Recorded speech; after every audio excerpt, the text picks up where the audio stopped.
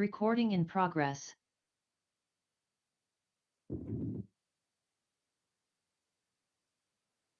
Hey, good evening, everybody. This is a Greenbelt City Council work session. My name's Emmett Jordan. I serve as mayor, and I'm joined by my colleagues here at the table. Could you introduce yourselves, please? Jenny Pompey, council member. Danielle McKinney, council member. Silky Pope, council member. Still council member. Rodney Roberts, City Council. And I believe Mayor Pro Tem is on travel. She may be online. Is Mayor Pro Tem online? I know she wanted to listen in. But are there any information items for the end of the meeting? I have one. We need to talk about something. Nope, thank you. Okay, well, we hold these work sessions frequently Mondays and Wednesdays several times a month to exchange information with community stakeholder groups or to gather information from staff, advisory boards, or residents. No votes or formal actions are taken at work sessions. Our work sessions are always open to the public, as well as our meetings, except for executive sessions as authorized by state law, so that residents and others can observe council's deliberations. We do strive to provide a reasonable opportunity for the public to voice opinions on matters being considered, and we'll pause periodically for public comment. And tonight, we've got a fair number of people in the room, but we have a lot of ground to cover, so I'm proposing that we pause every 20 minutes or so.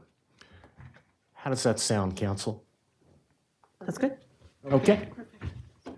So during these times, if you wish to address council, if you're in the room, if you raise your hand once I recognize you, you can go over to the podium. You need to state your name and your address or roughly where you live in Greenbelt. We need that for the minutes. If you are watching on Zoom, you can check the Q&A tab at the bottom of the screen and submit a question in writing. Or if you raise your virtual hand, we'll recognize you. And if you are at home on cable TV or watching on Facebook or YouTube, you can send an email message to questions@greenbeltmd.gov. So, as always, limit your remarks 3 to 5 minutes and speak on one topic related to the question under consideration. And as always, we do ask that you avoid questioning the motives of others, and in general, just be civil in your remarks as we all need to be. So tonight we are meeting with one of our most important stakeholders, the management of Franklin Park at Greenbelt Station. And it's been a little while since we formally sat down and talked with you at a work session. So a lot has happened in the city of Greenbelt, and a lot's happened in the world in general. So we really appreciate being able to sit and talk with you face to face from time to time. I did want to introduce our acting city manager. You're not the acting city manager tonight. You are our assistant city manager. Good evening. Tim George.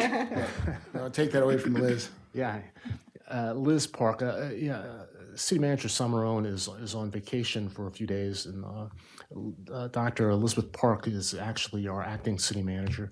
Tim, can you introduce other staff members that are here? I see Terry Ruby is here. Anybody else? We have Terry Ruby, Chief Bowers, Deputy Chief White are all in the room, and Officer Alvarez is in the room as well. Fantastic. So, why don't we start off some introduction? If you could introduce yourselves. Of course, the council has met and talked with you on many occasions over the past few years. But for the sake of people that are tuned in or here in the room, if you could introduce yourselves and just tell us a little bit about what's going on at Franklin Park. Yes, good night, everyone. I am Denise Knight. I'm General Manager at Franklin Park. I am Lori Bonner. I'm the Vice President of Operations for Franklin Park. Fantastic. So, do you want to give us a quick update on just how things are? Just how many units is it's 28? We have 2,877 units, residential, and then we have 3 commercial. Right. And let's see, Franklin Park, formerly Spring Hill Lake Apartments, was actually built back in 60s, so it started in about 65, and obviously took a while to complete. 73. Excuse me, you might just need to push the microphone up just a little bit. I'm not loud enough? Normally I am. That red around the microphone will light up, so it was just going in and out. Okay, and you've got a great PowerPoint, but right now it looks like our screens are not working. Okay. As long as everyone has a copy, we could follow along. Yeah, why don't you just go ahead and work us through this? Sure. Okay. So again, construction started in the mid-60s, 1965. We have 2,877 residential units, 3 commercial units. We sit on 153 acres of land with 246 buildings and then an additional 122 townhomes. Right now, the middle of February, we're just under 91% occupied. With anticipation, leasing is starting to pick up. It's, spring is in the air. So we're hoping to get to 91 and a half by the end of the month, right? Our delinquency, which has been an ongoing issue for us since COVID started, is sitting about 20% of our resident base is not able to pay their rent in the month that it's due. But year to date, we've only had 1 eviction. I will just make a side comment on this, that we have worked through many programs since the start of the year and even through COVID, trying to work with residents, doing payment plans, doing various things to help them get caught up, to also help them relieve them of some of the debt, the back payment they have. If they follow the payment plan, we'll sort of relinquish some of the money that is owed in good faith to kind of get them caught up, because that's our goal, right? We want to house people and we want to keep them housed. So I'm very happy that we only have had 1 eviction to date. So this time of the year, the sheriff's department actually carries out evictions for the court, district court. And so I think there's a policy, if the temperature is below a certain, below 30 degrees, if it's freezing, they don't do evictions. Is that by the date, or is it really tied to the temperature or weather conditions? Combination of, typically in the winter months, our eviction numbers are lower because of the temperatures, because of the weather. But I will say that this month in February, we had no active writs to even evict anybody. And that in part is due to the fact that we are trying to work closely with people to get them caught up and to get them paid so that we don't have to evict them. That's very good. These are difficult times, and listening to financial reports in the media, they're talking about record levels of credit card debt that a lot of people have, and inflation has been very, very high. So that's pretty amazing. So now the slide or page is our Windows project update. This has been a long time in coming project. Silky can raise her hand and jump up and down and say yes. But in the next couple of weeks, we will have completed 3 of the 9 sections of our property with brand new, custom sized, double paned, beautiful windows. So we're excited about that. The remainder of the property, however, is on hold. So we're going to work through that financially based on rent control and all that other kind of stuff. But the idea is to continue through with the project, even if it's at a slower pace, so that we're able to maintain the cash flow, right, and pay for it. We don't want to stop the project. Right now, it's just temporarily on hold. To add to that, the hallways as well. Yes, so that's on the next slide, which is actually what comes behind our window project. As we replace all the windows and the sliding glass doors, we are updating the building interior breezeways. So the flooring, the painting, the mailboxes, all that kind of stuff is getting. Yeah, so I'm very glad to hear about the windows, because that's a pet peeve of mine for over 10 years, for sure. So, since I lived there, so I mean, it's been a while, but yeah, thank you so much. So I do understand that, it was a fast pace, because I work over there, so I'm there every day, so I saw them working. I mean, in a tremendous speed to replace the windows and the sliders and everything, and it looks beautiful. And as we've seen yesterday, it's really good quality as well, and needed. You know, it saves energy. They're energy efficient, and all around, I think it's a good project. So slowing down is good. I understand that sometimes you can't just keep moving because other things happen, of course. But I do hope to see, progress, even at a slower pace, because eventually it needs to be done. So I just want to point that out. Thank you. Okay, thank you. Let's keep going. We're going to take some public comment in about 20 minutes. Mr. Mayor? So one question that I Mr. had Mayor? about, excuse me, sir, please. A procedural point, a very valuable procedural point to the residents who might be interested. References so can- I have a references question can make to about, the slides, which ownership council apparently has a hard copy of. of- I'm wondering if the slides can be projected. May the slides be projected so that the rest of them can see it, the rest of us can see them. Obviously, if I have no, extra there's a copies. technical problem. Wants a copy, he can have you want my copy? Sure, I'll take a look at it, but those of us who want copies should have them. Well, when he started, he said the projector wasn't working, so that's why we have the hard copy. So we're happy to give you a copy. Thank you very much, but that's not the point. They should have, since slides were going to be shown and their projectors. Sir, not working, sir, they should have been please. shown. Thank you all very much.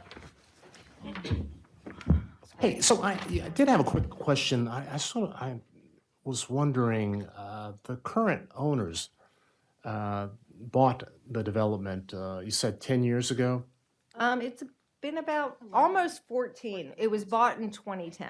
So I'm confused. I knew Empyrean Village, there were some other owners for a period of time.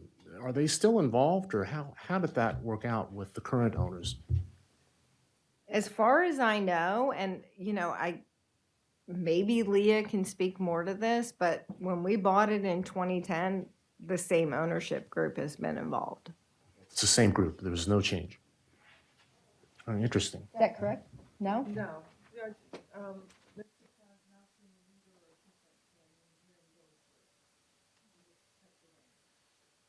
Okay, they just kept the, They not. Well, they're the same from 2010, but not the. Right, in but from 2008. 2010, when Right. those two gentlemen purchased the project, it's been the same ownership For group. the last, yeah. okay, so they just kind of purchased the majority ownership, and the same individuals, some of the same individuals have been involved in the ownership the whole time. Is that correct? No. No. As of 2010, anybody prior to 2010 is no longer involved. 2010 forward has been, Okay, Yeah, it's just the confusion comes in because a long time ago, each section was owned by a different owner. But that's like way back, right? yeah. So, and then, right, Imperial Village was in between, yes. I think that was. It was AMCO and then it was Imperial. AMCO, right. Right. But Okay, thank Fieldstone you. purchased The entire. entire, Yes. right. okay, thank you very much. Let's keep going. through Okay, the so presentation. other 2023 improvements, we've done new roofs, and this is just something as part of our capital improvement. It's always on our annual. We have a number of roofs to do. So last year we did 10 new roofs. We also installed a new high-efficiency boiler in one of the boilers. The way the property is set up is each boiler room will service a certain number of buildings, and it's broken into 9 boiler rooms, so we break it into 9 different sections.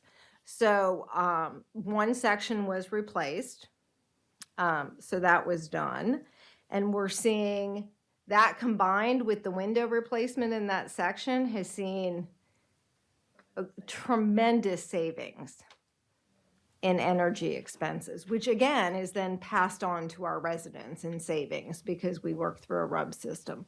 So, which is great for all of us, right? The breezeway upgrades, as we mentioned, follow behind the window installations. 14 buildings, also each building is serviced by their own individual commercial water heater that works. So we've replaced 14 of those. We did about $100,000 in tree removal, tree trimming. We did the new courtyard, gazebo, grilling area. And to date, we have done about 22% of our property with the upgrades, with the luxury vinyl plank and the items that you saw yesterday.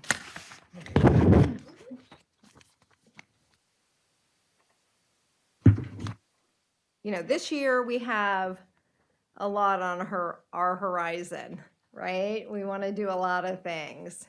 So we want to upgrade and update our second pool area, multi-sports court, all kinds of things we want to add. We did the grilling area that we had in place as a prototype so that hopefully we can carry that same model over to various areas of the property. We want to add a second dog park. We want to we want to upgrade the playground area. So there's a lot of different things we have on the horizon. Yeah, Mr. Roberts. Good evening. Good to see you tonight. Hi. Hey, I was wondering, is this picture of the pool here, is this the, Last summer. is this the one you see out there that hadn't been used in a while, or? That's the one behind the leasing office. That's the one in operation, and that picture is from last summer. Okay, and what about the other one out there? That's the area we're talking about repurposing and putting in. We have a number of plans through an architect to repurpose that area into something that will be used by our entire community. So you'll get rid of the pool, is that what Yes. you're gonna do? So we're gonna fill in the pool and we have different options for that area. How much, how big is that area, would you know? Oh. About It's pretty large. maybe an acre, a couple acres, 3 acres? It's quite that long. Thing, 3 acres. Oh, no, it's not 3 acres. But it's a very large It's space. probably at least an acre. Yeah. You know, we want to do like a multi-sport court area. We want to do an outdoor grilling area. We want to do a nice playground area. We want to do a bunch of different things that all of our residents, because it's such a central location, that all of our residents can come to and enjoy. Great, you think it'll happen in my lifetime? Yes, so. I'm going to tell you, I'm going to guarantee it. How about that? Only within Rodney's lifetime? Is Yes. that the best guarantee we're gonna get? People are I don't know. I gonna- wouldn't say in my lifetime because I don't know how long that is. But no, yes, I really think this is something that we have been working on, and we have sent out surveys to the residents to actually find out what is it that you're going to use. What do you want to see out of this area? And so we're really interested in getting that feedback so we can make the best use, because it is a big space. And it's not just about putting money into it to say, oh, we created this space. We want people to come and use it. So 18 months is my hope. Yeah.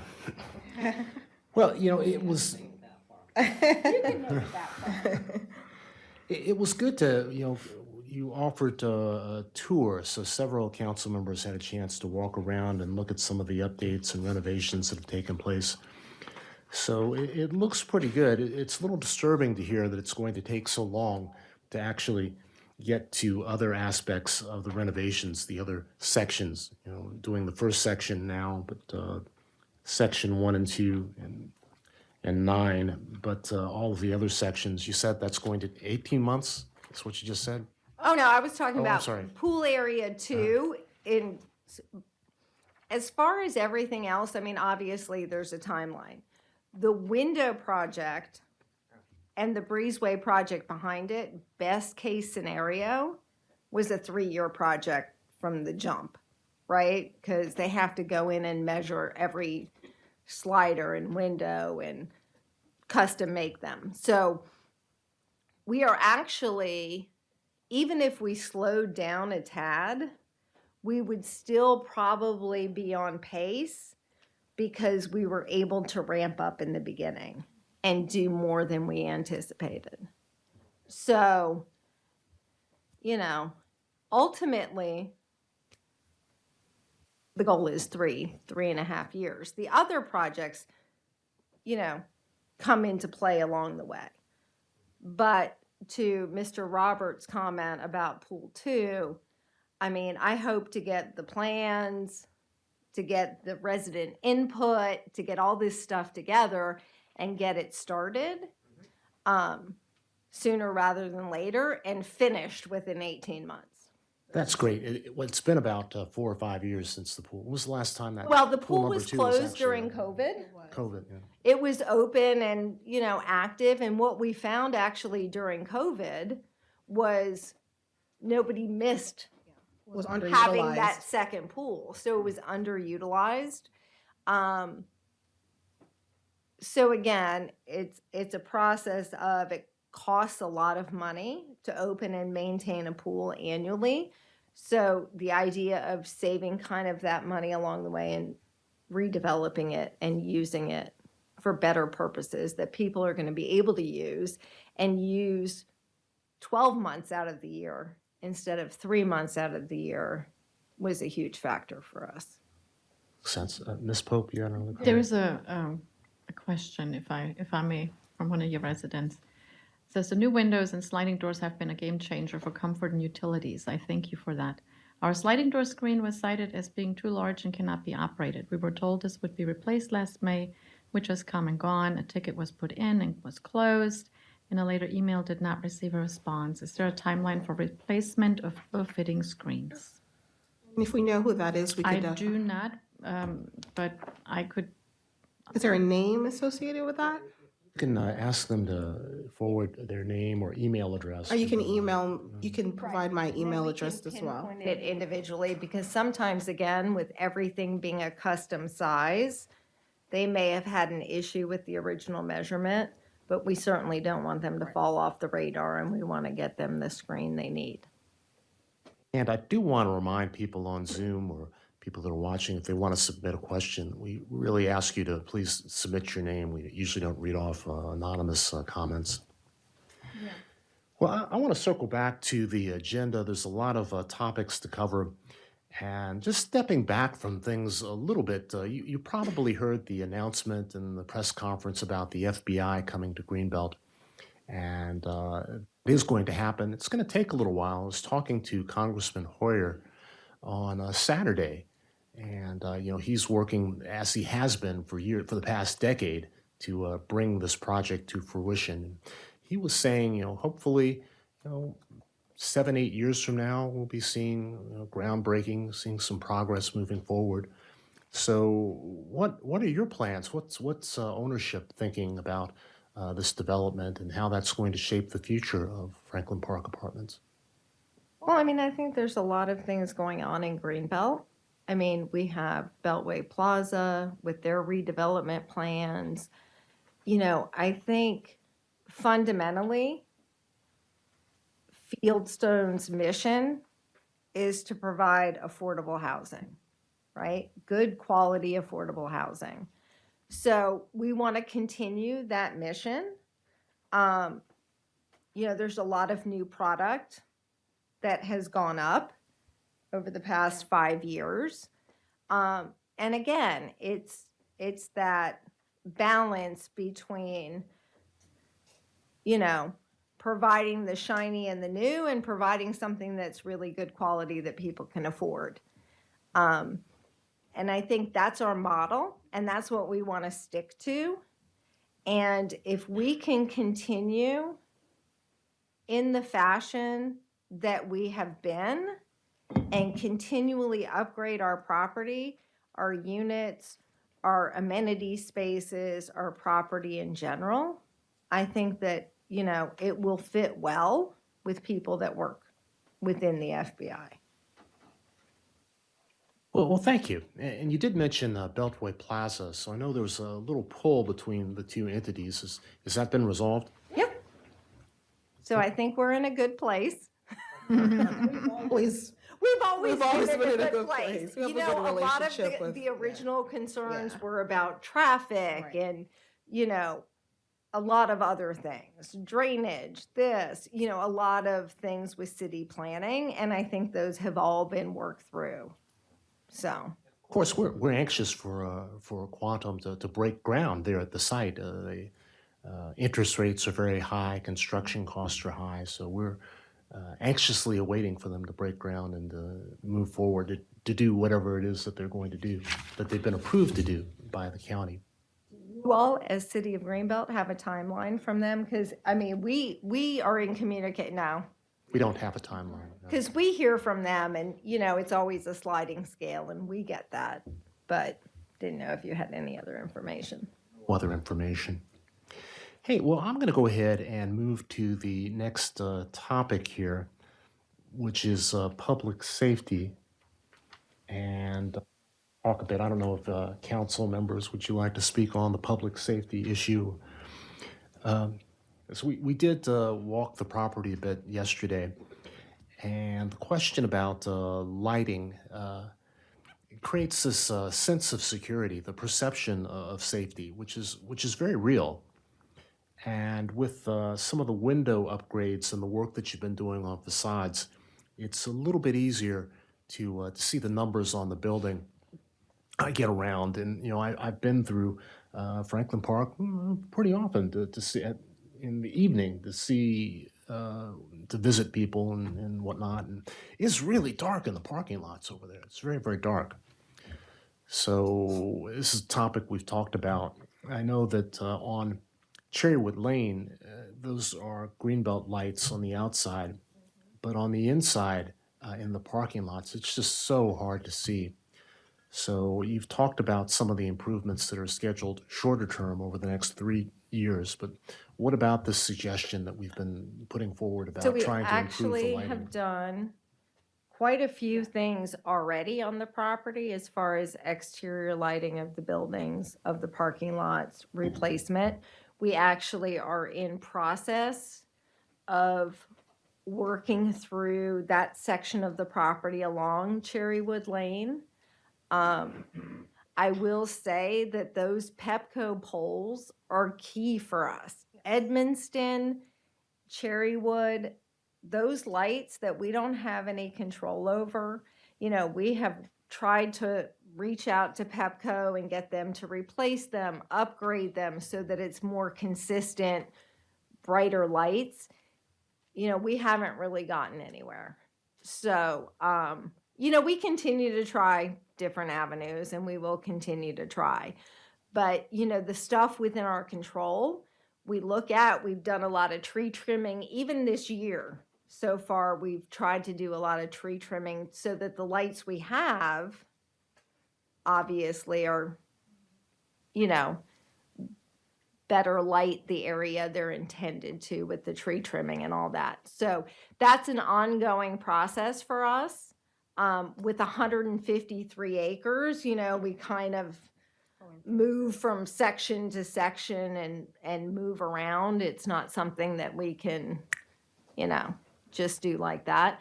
But we really have worked diligently, and we actually have a whole another array that we have exterior lights that are on order, that are supposed to be in, that will be installed, hopefully by the end of February, beginning of March. That's good to hear. Just to add to that too, I just want to, number one, shout out to Officer Watkins. Just even the other day, we did another walkthrough of our property, so please let him know that we did shout him out, Chief. And Alvarez as well, Community Officer Alvarez, he worked with the team, and we do this ever so often where we ask for lighting recommendations from, we might see one thing, but, working with law enforcement, they can help us to see other areas of, susceptibility. So we did that, and he did a walkthrough, and we were out there till like 8:30 at night, just kind of making sure that and I was very proud to see how much progress that we have made with our lighting that we've done over the years, and then just pinpointing the other areas that we're going to be putting in, especially into 3 sections of our property. But I do want to really emphasize this, and this is why we do need your help.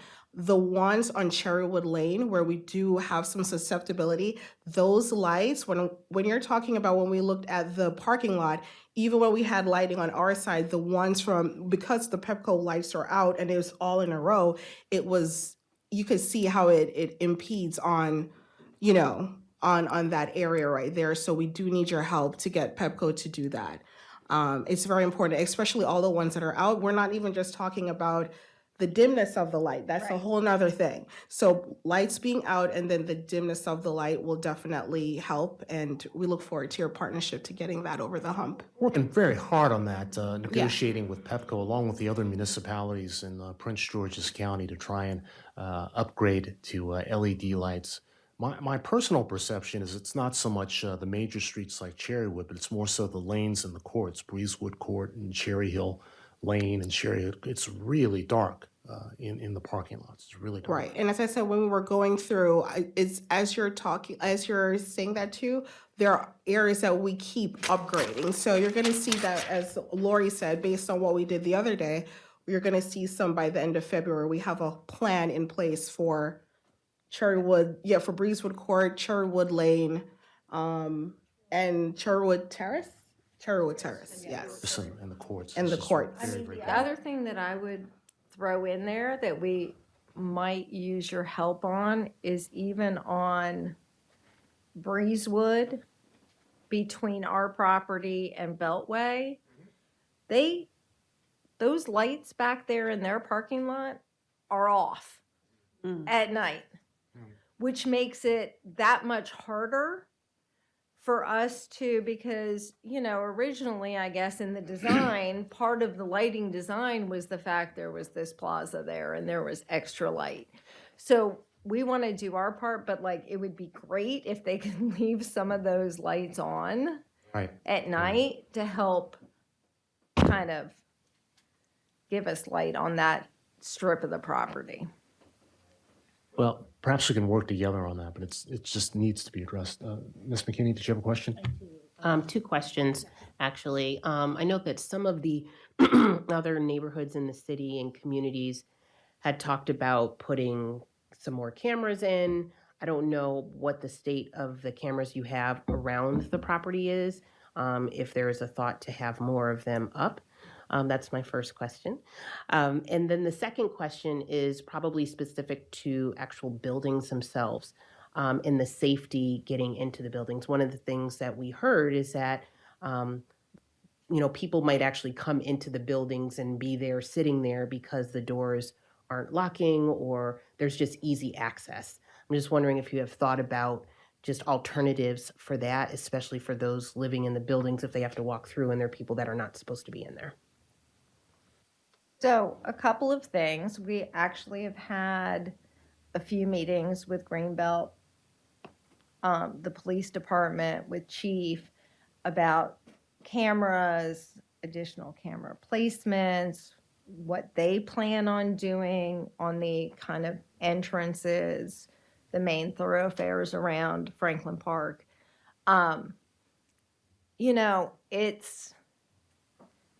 I've worked a lot in multifamily, and it's very easy to put controlled access into a building that is a building. We have 248 buildings with 11 units, 12 units apiece. It becomes very challenging, not just cost-wise, but just maintenance-wise. As far as, we have 2 entrances into every building. So they weren't built with that mindset. I mean, this is something that comes 40 years after the fact. And so it's really trying to find that balance between, yes, we want our residents to feel safe. We want them to live in an environment they're comfortable in. But controlled access is not always the answer, right? So we're trying to find alternatives that will work within our community and with our residents to give them the best of both worlds, right? And so again, our Greenbelt police do a great job really helping us kind of patrol and maintain some of that community, right? I'm going to invite the chief or the deputy chief or Officer Alvarez to come up and speak a little bit. But before we go there, Councilmember McKinney addressed a very important point, and there's the new county legislation, the requirement that cameras need to go in. So can you talk about how you're going to implement that the county Well, I mean, for our community, you have to comply? And I know you've been talking with the county. we have, and we've been talking with security camera companies, and we've been talking with electricians, and I mean, it's a lot of upgrade, and it's a lot of, we want to get the best product, right, that gives us the best coverage to comply with legislation, right? And it's not something, I'll be perfectly honest, it's not something we can do in 6 months. We have 153 acres and 248 buildings, right? So it's a process, and we're trying to work with Chief, and we're trying to figure out ways in the interim as we work through the legislation to really comply with the spirit of the legislation, which is to make people feel safe and make people feel comfortable. I think that's what you have to do, pretty much. Was it a 6-month time frame to actually implement the Yeah, in regulations? 6 months, I mean, we can't do 6 months in 248 buildings. And So, that's why conversations are continued, especially from the county level. When you're talking about, especially with buildings that were built in the 60s, infrastructure, the cloud service that we would have to, it's a big undertaking. Talking about drilling, it's a lot that goes into how the legislation was written. It's very broad. And with that being said, we want to make sure in the interim, as we're working through with the county, working through with, especially making sure that you're aware of what's happening as well, that we're doing it in phases of, where we can have, for the need for the residents. So we'll continue to update you on that, and Chief will, I'm sure we'll keep him posted with all those things as well. But it's a very big undertaking, and it's not that and we don't want anybody to feel like we're not in agreement of what it's trying to happen, but we have to do it in a way that's going to be the best. We don't want to have a knee-jerk reaction to an ill-written piece of legislation, right? I get the spirit of which the legislation was written, and so do the owners, and so does every member of our management team. And we agree with that spirit, and that's what we want. But the finer points of how it was written is not necessarily practical in our application. So we are trying to work through ways to get the best possible result, what was intended by the legislation, and what we can do to kind of come together. Yeah, and we appreciate that, and it really is about the spirit of the legislation, and it's a very, very large undertaking. So it's going to be a camera in every building, and a person. You're going to hire a person to. As it's written, it is a camera at every ingress, egress of the building, as well as within the building, as well as the parking lot. It's a lot. It is a lot. So we appreciate that it is a lot, but for council, it's all about the safety of our residents. So I don't know how that's going to go forward, but please, we do need to. I'm glad to hear that we're actively being updated on how that's moving along, because we're your partners. We're all in this together, and we're all about keeping our residents safe. Mr. Roberts? Well, some people might think that's a good thing, but I don't think it's a good thing to have cameras everywhere.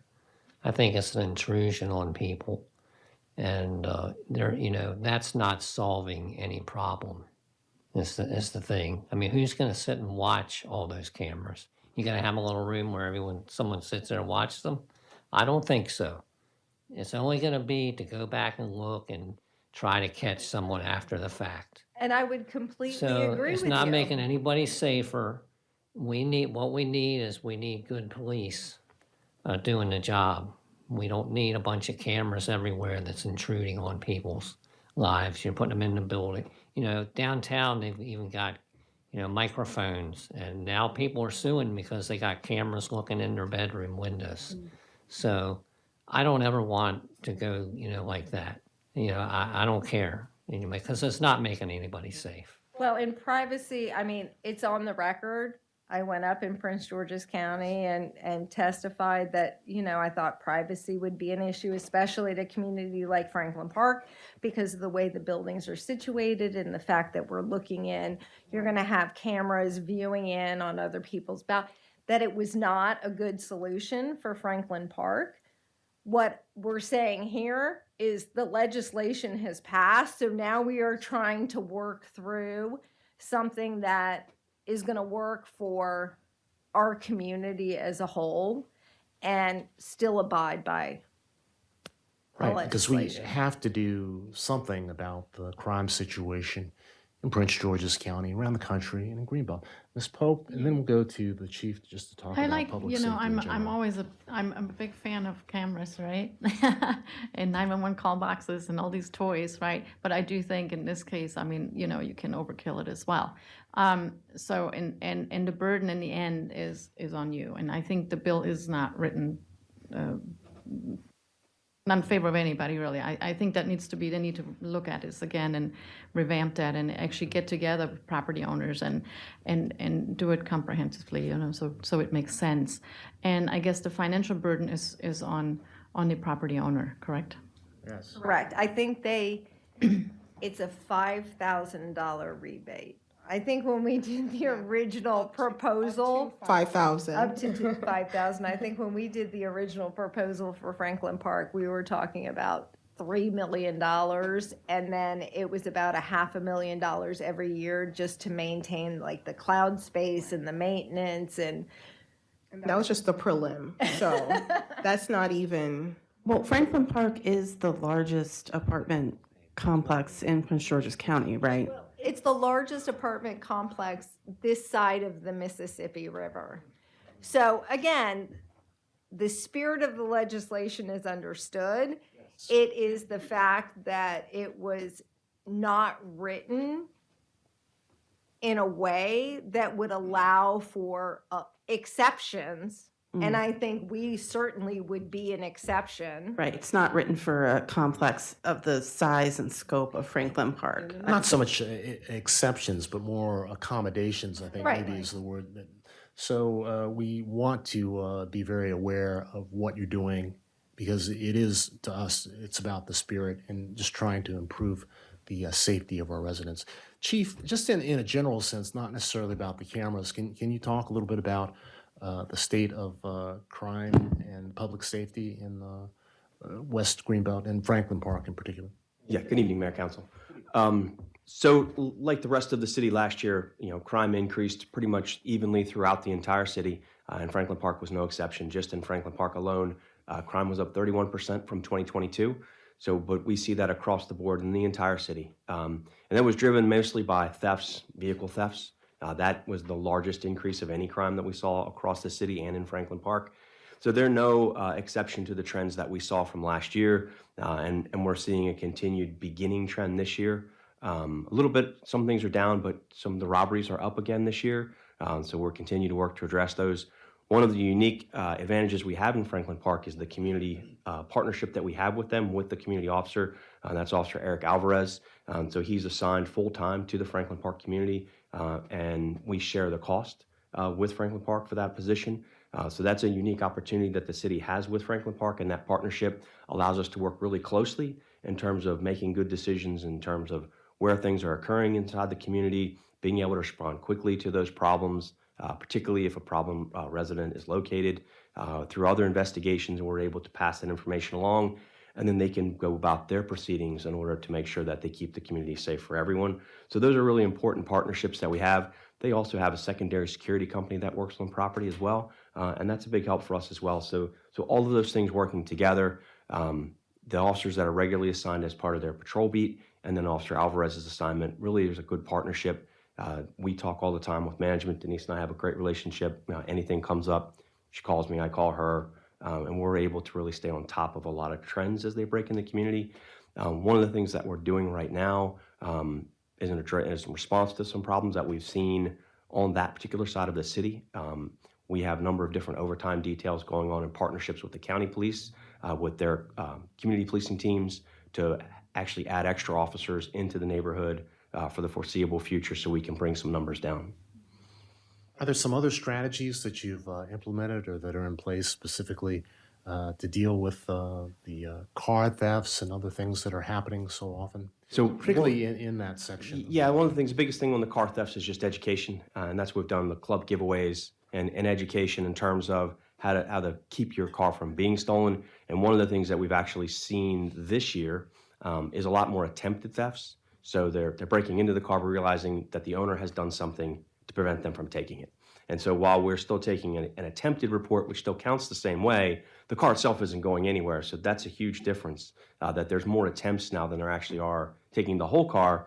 So we're seeing some of that education information pay off, people getting their cars into the dealership for updates, clubs, other security measures that are in place. Short term, are you actually seeing a slight decrease in the number of car thefts? We have, to date this year, we've seen about a 50% reduction in car thefts. Now, that's to date. You know, we're only 45 days into the year. Let's not get too excited yet. So we'll hope that trend continues, particularly as we get into the warmer weather. But we'll continue to be diligent and try to education, and then where we can make arrests, we do. Right. And of course, the cold weather sort of changes the dynamic of people gathering outdoors or kind of gathering in groups. And in the past years, you know, we've had situations where it seems like groups of folks, I guess organized gangs sometimes, have had activity that's been traced to Greenbelt. Are we seeing any of that? I don't know if we've seen anything directly from organized gangs that you might generally refer to. There's always gang activity of some type. That doesn't mean that the neighborhood is a gang neighborhood, quote. That just means that somebody from that affiliation may live in a neighborhood that could be anywhere. It doesn't have to be Franklin Park. We do see groups of people loitering in different areas, and that's something that we continue to address. You see it a lot on the backside on Breezewood, where we have kind of an ongoing issue that we continue to work on. And what about mental health issues where something happens? Are we able to respond with? Yeah, absolutely. So we have the crisis team, as you know, from the last 2 years, and they handle a lot of calls for service over there, which does cut down on the police calls for service. So dealing with different things on the front and back end to help alleviate some of those necessary calls for service. So our CIT team is able to interdict in a lot of different cases. Very good. Did you have any comments, about public safety or things that Public the city safety, could I do just want more to of? say, and I say this all the time, working with Greenbelt Police is just a true pleasure. And I'm not just saying that to say that, but when you look at other jurisdictions and what's happening, it's what Greenbelt has is really special. That we have the the officers that care the way they do a good job in de-escalations. So Chief and your team, I really want to applaud you for that. As we're talking here about public safety, we also have to talk about the good track record you've had of, especially with the vehicle theft or attempted theft, or unfortunately, you do make arrests, but unfortunately they're repeat offenders. And we can't neglect that part of the conversation as we're talking about cameras, as we're talking about, as Rodney said, it's just not that. If we know that assailants are, like juveniles, they're repeating these offenses, some of them, I'm just generalizing right now, and then they come out and they do it again. So it's a bigger issue as well for us. It's not just Greenbelt, but across the board. And we can't turn a blind eye to it. And I can't sit here in good conscience so we not bring that up as well. Well, what do you do in those situations where you have a tenant and you've got recidivism of someone in that unit? What happens? So if we get wind, and as we said, we work very well together, if we get wind that we have anybody at all that's related, they are immediately evicted. And when I say evicted, we go through the process of giving them a notice, your management notice, and we kick them out. We have a zero tolerance for that. But what we do see is it's not just, I'm not saying that you don't have one or two people from our community, but it's across the board. When we did look at when we look at the records, they're coming from other side of Greenbelt. They're coming from Hyattsville. It's all over. They're coming from DC. They're coming from DC, so it's a bigger, it's a bigger issue across the board. And we have to continue to talk about how we can come up with solutions. I know it's not on this level as a city level, but the city does have a say how we can approach county, how we can approach legislation, because we just have to find a better solution for that. Thank you, thank you. Let's see, in your private security patrol, are they 7 days a week on a random schedule, kind of driving through the community? Random schedule, and we leave it like that. It varies based on needs as well. So, Well, let's see, it's about 8:20 right now. Council, shall we pause for some public comment? Yes, of course. Okay. We've got a few in the chat, I know. Council member, do you want to read one of the things in the chat? Sure. Let me make Some sure. of them might actually come later in the agenda, that they might present and answer some of them, but there might be others. That's a good point. Yeah. Well, we can ask, well, she talked a little bit about the pool. So one of your residents asked, are there plans to modify the lifeguard stations? My one visit to the pool last summer, the stands did not have enough cover from the sun. One, not at all. I didn't even notice there were lifeguards at first as they were seated at tables. For sitting out in the sun all day, they deserve proper shade while keeping our pool safe. So we actually have umbrellas.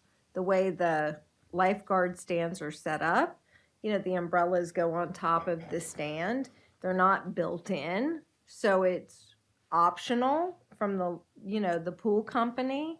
So we definitely will work with the pool company if that is something that the lifeguards are looking for.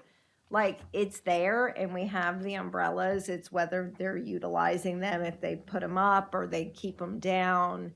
They just need to communicate with us, and we can certainly easily resolve that. Okay, Ms. Pope, do you want to read a couple of this? Yes. It's great that there are ongoing improvements and more on the horizon, but the current state of our apartment and experience has been dire at best. The maintenance ticket system doesn't work. I have the most awful experience getting any emergency work completed. Are there any plans to improve the system? And that's a very general question. I mean, it's very broad. And again, it's a case by case. I definitely would love to get that information for that person so that we can walk through to see where the disconnect is, so that we can see how we could fix that for that person, for that resident. How do you deal with maintenance requests or tickets, or what is it, a ticket? Is that what they said? They have 8 tickets. They had 8 tickets submitted, videos sent. There was a leak.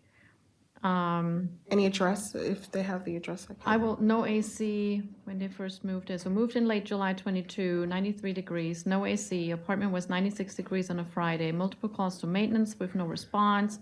Apartment was uninhabitable for 5 days.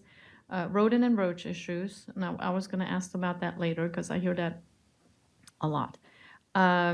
Roof leak in the master bedroom, etc. But I'm going to ask, I think, if maybe they will share Their address. their email or address, and then maybe you guys he can reach out to you. Yeah? Send an email to question. What is it? Well, They do have their name and address in the chat. You see it, Silky? well, the name is not there. It's under, if you look under answer. But the general question, so how do you heal when someone makes a complaint about a maintenance issue? Just in general, how do you deal with that? If they complain about it? Yes, if they ask for a repair. What's your ticketing system? Putting a ticket in, there's several ways that residents can do that. You can either do it online through your resident portal. You can also walk into the office during regular business hours and submit your ticket in person if they wanted to go to the service department to do that. So those are the 2 main ways of entering the ticket yourself or going in. You can call in. They can also email. It depends if they have the maintenance email address. they could do it that way. So there's several ways that they can enter, their service request. And then we do have 24-hour emergency maintenance, so they can call in, it gets dispatched, and then our maintenance teams that are on call will respond as well. Thank you, thank you. So I'll take a couple of questions in the room. I really want to hear from Franklin Park residents first. Are you a Franklin Park resident? Please step up to the microphone.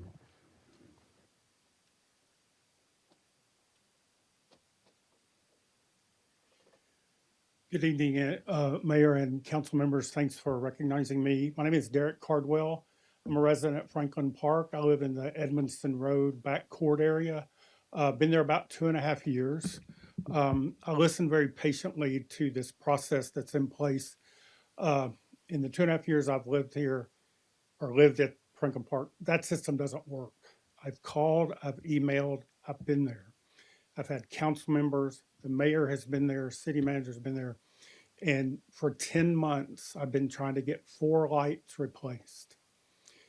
They received a citation and a fine on Monday, fixed 3 of them yesterday, but the 4th one is still not replaced. Again, I have emails from the director of the property. I've talked to a lot of the people that are here representing Franklin Park tonight. That system doesn't work.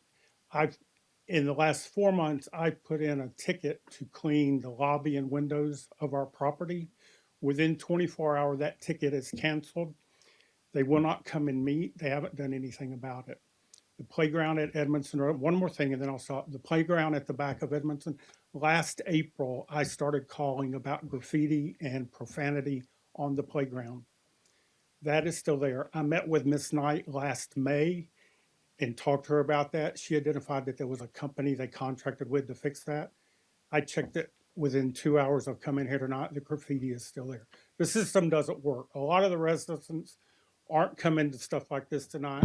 They're not going to do the work I've done for 10 months trying to get those lights replaced because there's a culture of don't worry about it, tell them we're not going to fix it, and it'll go away.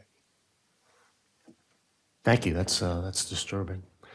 Okay, so, Mr. Caldwell, I'm so sorry you feel that way, but there's some back and forth. With regards to the lighting that he's talking about, Brad or VP of facilities or, maintenance director is not here, but there were some discrepancies in what was done versus what wasn't done, so I apologize for that because it was communicated that it was, and then if we found out it wasn't, so we But again, it's taken 10 months.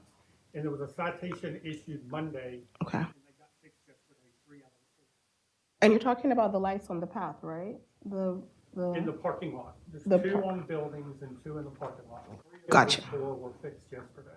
Got it. Okay, because I know that some of those were also on order, but I want to acknowledge that from you. So just so that you know that, with regards to the light, I don't remember what else was on. Playground. So the playground is, when it comes to the graffiti, it's an ongoing issue in our community that we're always battling with in terms of we'll get the company, they'll come out, they'll fix those situations around the property, and then they come back again. But for this particular one, we are going in phases, and we're going to be actually I don't want to use the word replace, I'm not going to put that on you, but we're doing some new things in that area, Mr. Cardwell, just so that you know. And it's going to be in the next couple weeks, we'll finalize what we're doing for the one on Section 9. So. Thank you. We'll take 1 or 2 more comments from Franklin Park residents, and then we'll. Coach K, you're there at the microphone. Here for Franklin Park resident.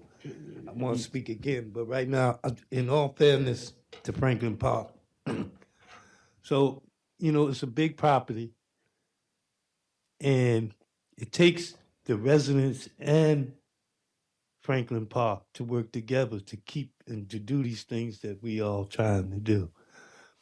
Sometimes I'm angry with Franklin Park about certain things. I've known Miss McKnight for 15 years. We've had our battles and our good times. But in all fairness to the playground you're talking about, so last year they had a company come out and get their graffiti off. I saw them. I live right there. I see that playground every day. I complain about the maintenance men not cleaning it or when the bottles are there, whatever. But I see the kids keep doing the same thing over and over again. So sometimes Franklin Park does the job, but it's us that keep messing it up. So they did take that graffiti off, but of course they put it back on again. So I don't think they can come out in the wintertime and power wash or do that. So it might stay there till the spring or whatever. But in all fairness to them, I have seen them do that. But let me get real quick to this lighting that we're talking about in the parking lot. And the cameras. The cameras first. I know in DC they had a little pilot program with the residents. You get a camera, you get $20 off your rent. You don't have to install it with no machine or whatever. You put it on your balcony. It'll only do a certain area, but if enough residents get it, then we got some cameras there. And we can ask the residents to sign a paper or whatever we need to sign so that if there's a crime or something, the police can get the film. I don't know how simple it's simple to me, but maybe it's more to it. But we could do something like that.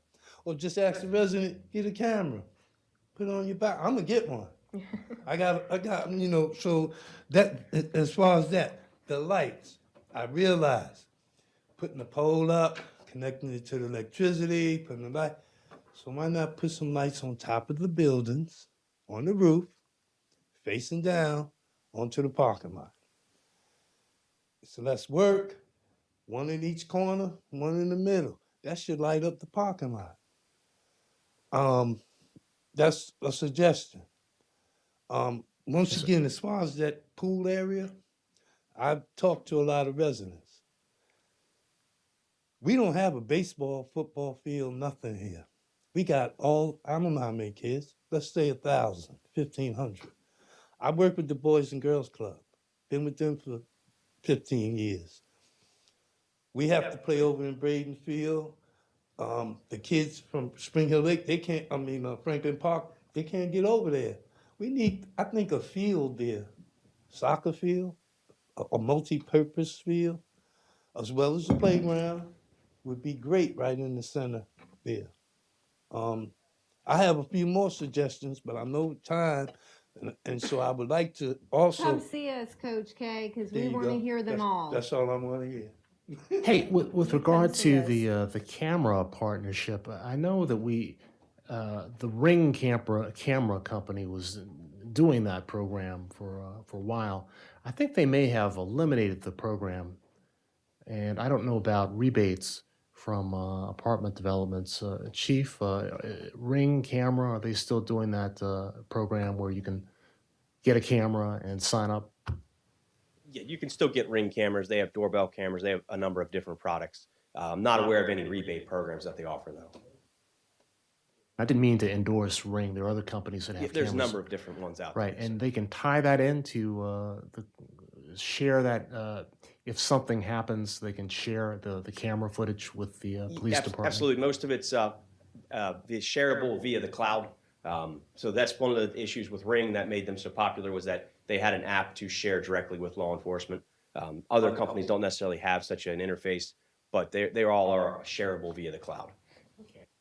And maybe with a discount or something on rent, maybe that's the kind of accommodation you could be talking to the county about if you have buildings with coverage. Again, it comes back to, I think, a certain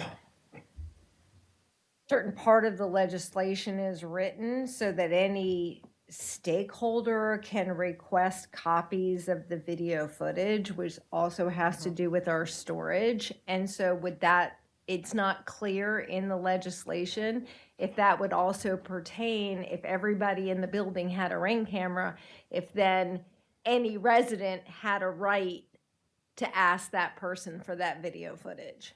So there's a lot of ambiguity that we need to, I think, clear up. Yeah. Okay, I think we'll take a couple of other questions from non-Franklin Park residents before we move on. We're going to talk about additional county legislation and a few other topics. Is that council's will? Yeah, that's fine, but there are a few more questions in here specifically about the 24-hour maintenance. So I don't know if we just want to go through those because we're kind of talking about it. This is from resident Levi Frazier, who lives on Breezewood Terrace. I'm curious about how exactly upper management thinks our 24-hour maintenance works, because when we call, they simply add more tickets, even when I've had water falling in buckets from my bedroom and begged to know when someone would be sent. They said they could not guarantee anything, and my bedroom ceiling continued to leak for 2 months. And then another resident, Alyssa Woodbury, commented, the emergency line is never answered. I don't know if they have a dedicated operator for that or if it's folks on call, in which case they may be out answering requests and not able to answer the phone. And then Alan Frazier says there is no 24-hour maintenance. It has never worked. So Well, I mean, that's alarming. That's his experience, because with 10,000 residents, I mean, we know that it goes through and that our on-call maintenance teams are dispatched for emergencies. So, you know, it's disheartening for me to hear that that was his particular experience, especially with the leak. Right. Did you have his name, Jeannie? Yes, Levi Frazier, and he put his email address in here as well. Write it down. 9001 Breezewood Terrace. I gave you that. It's the same one? Yeah. Okay, so I will definitely be 'Cause giving him a call he tomorrow. has like a few of them, and Okay. he just asked for your email, so just. Okay, thank you. Mhm. Okay, so we'll take some additional, I see there are two other comments, Mr. Schachter and then Mr. Orleans.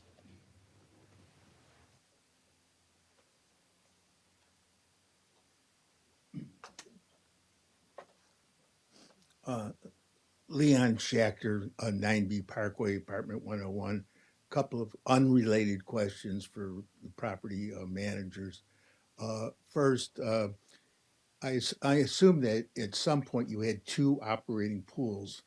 Well, on a hot summer day, were both of those pools full to capacity with kids? No. So you're not going to have any problem handling it with one? Correct. Yes, and as we've come out of COVID, we've found that the one pool, and this is why we, didn't reopen the second one, is that one pool was never even filled to capacity. Okay. The other question is, who pays for water and sewage at your property? Is it the tenants or is it the management? We pay the original bill, and then it's rubbed out through a system based on the square footage of the unit, the number of occupants, to the tenants. But all the common area expenses are pulled out. Okay, thank you. Track the number of residents.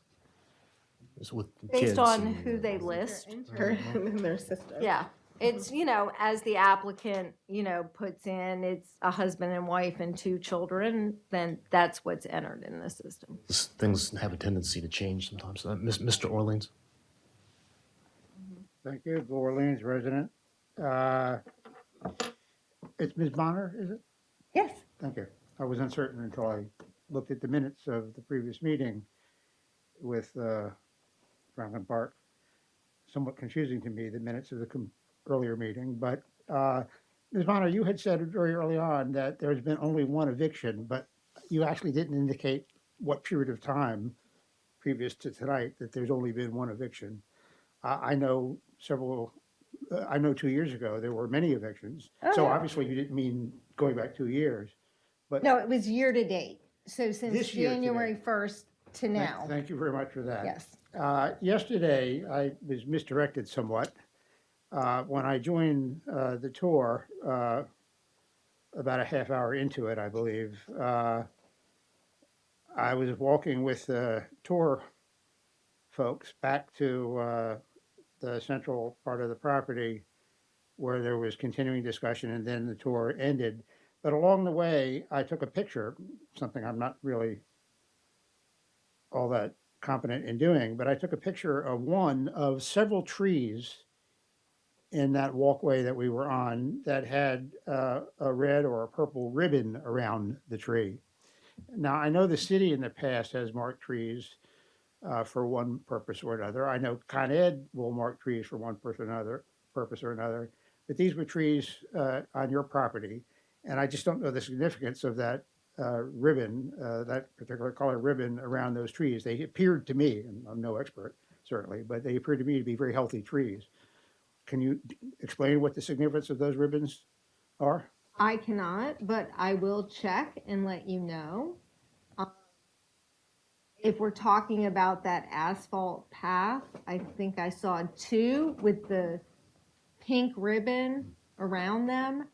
That is not typically how we designate trees that we need taken down. So it was a new marking for me, but I will check with our VP of facilities because he kind of heads up that division, and I will certainly let you know. There were many more than 2 trees so marked, and I look forward at some point, if anyone cares to tell me what your response is to the city with regard to that. Earlier, there was discussion about the legislation that's been proposed at County Council with regarding cameras. I, maybe like at least Mr. Roberts, am not a fan of cameras. They're everywhere. But notwithstanding that, the question was posed by another member of council as to who should bear the cost of these cameras if that legislation should proceed. And that raises another question, an interesting question about another piece of legislation that I presume Franklin Park Fieldstone would be opposed to. And that's the proposed legislation to implement a permanent 3%. We'll be talking about that in a few minutes, Mr. Orleans. Oh, well, I look forward to that. But the question Thank you. is. So if the you could hold that before question, we I'd get to that appreciate it. discussion, as it related to the earlier discussion, the question is, how much profit should any corporate citizen in Greenbelt expect to make? If it's expected that certain requirements should be met by the owner of Franklin Park, then it would seem to me the responsibility and the desire of the corporate owner of Franklin Park to meet those expectations and bear the cost because you're generating so much profit from your ownership of Franklin Park. It's an interesting question that I think at some point I would love to have council engage in. I don't know that council knows or city management knows how much profit Fieldstone makes on an annual basis from Franklin Park, but I suspect it's pretty substantial. And that at some point, some costs would be incurred by the ownership of that property is something that should be expected to occur and should not necessarily be resisted as much as I have a sense you'd like to resist the legislation currently before the council. Yeah, thank you. Well, can I just make a comment to his point? We are a for-profit business. We employ almost 99% of our employees are residents of Prince George's County. Almost 95% of our contractors live and work in PG County. And we don't have a problem with spending money and making improvements. I think it's not about how much money we make. It's about the fact that we want to continue these improvements, but we want to have a voice in what those improvements are and how that money is spent, right? And so I think that's the biggest overarching theme with some of this legislation is it's passed as a one size fits all, and it's not a one size fits all. And that's all.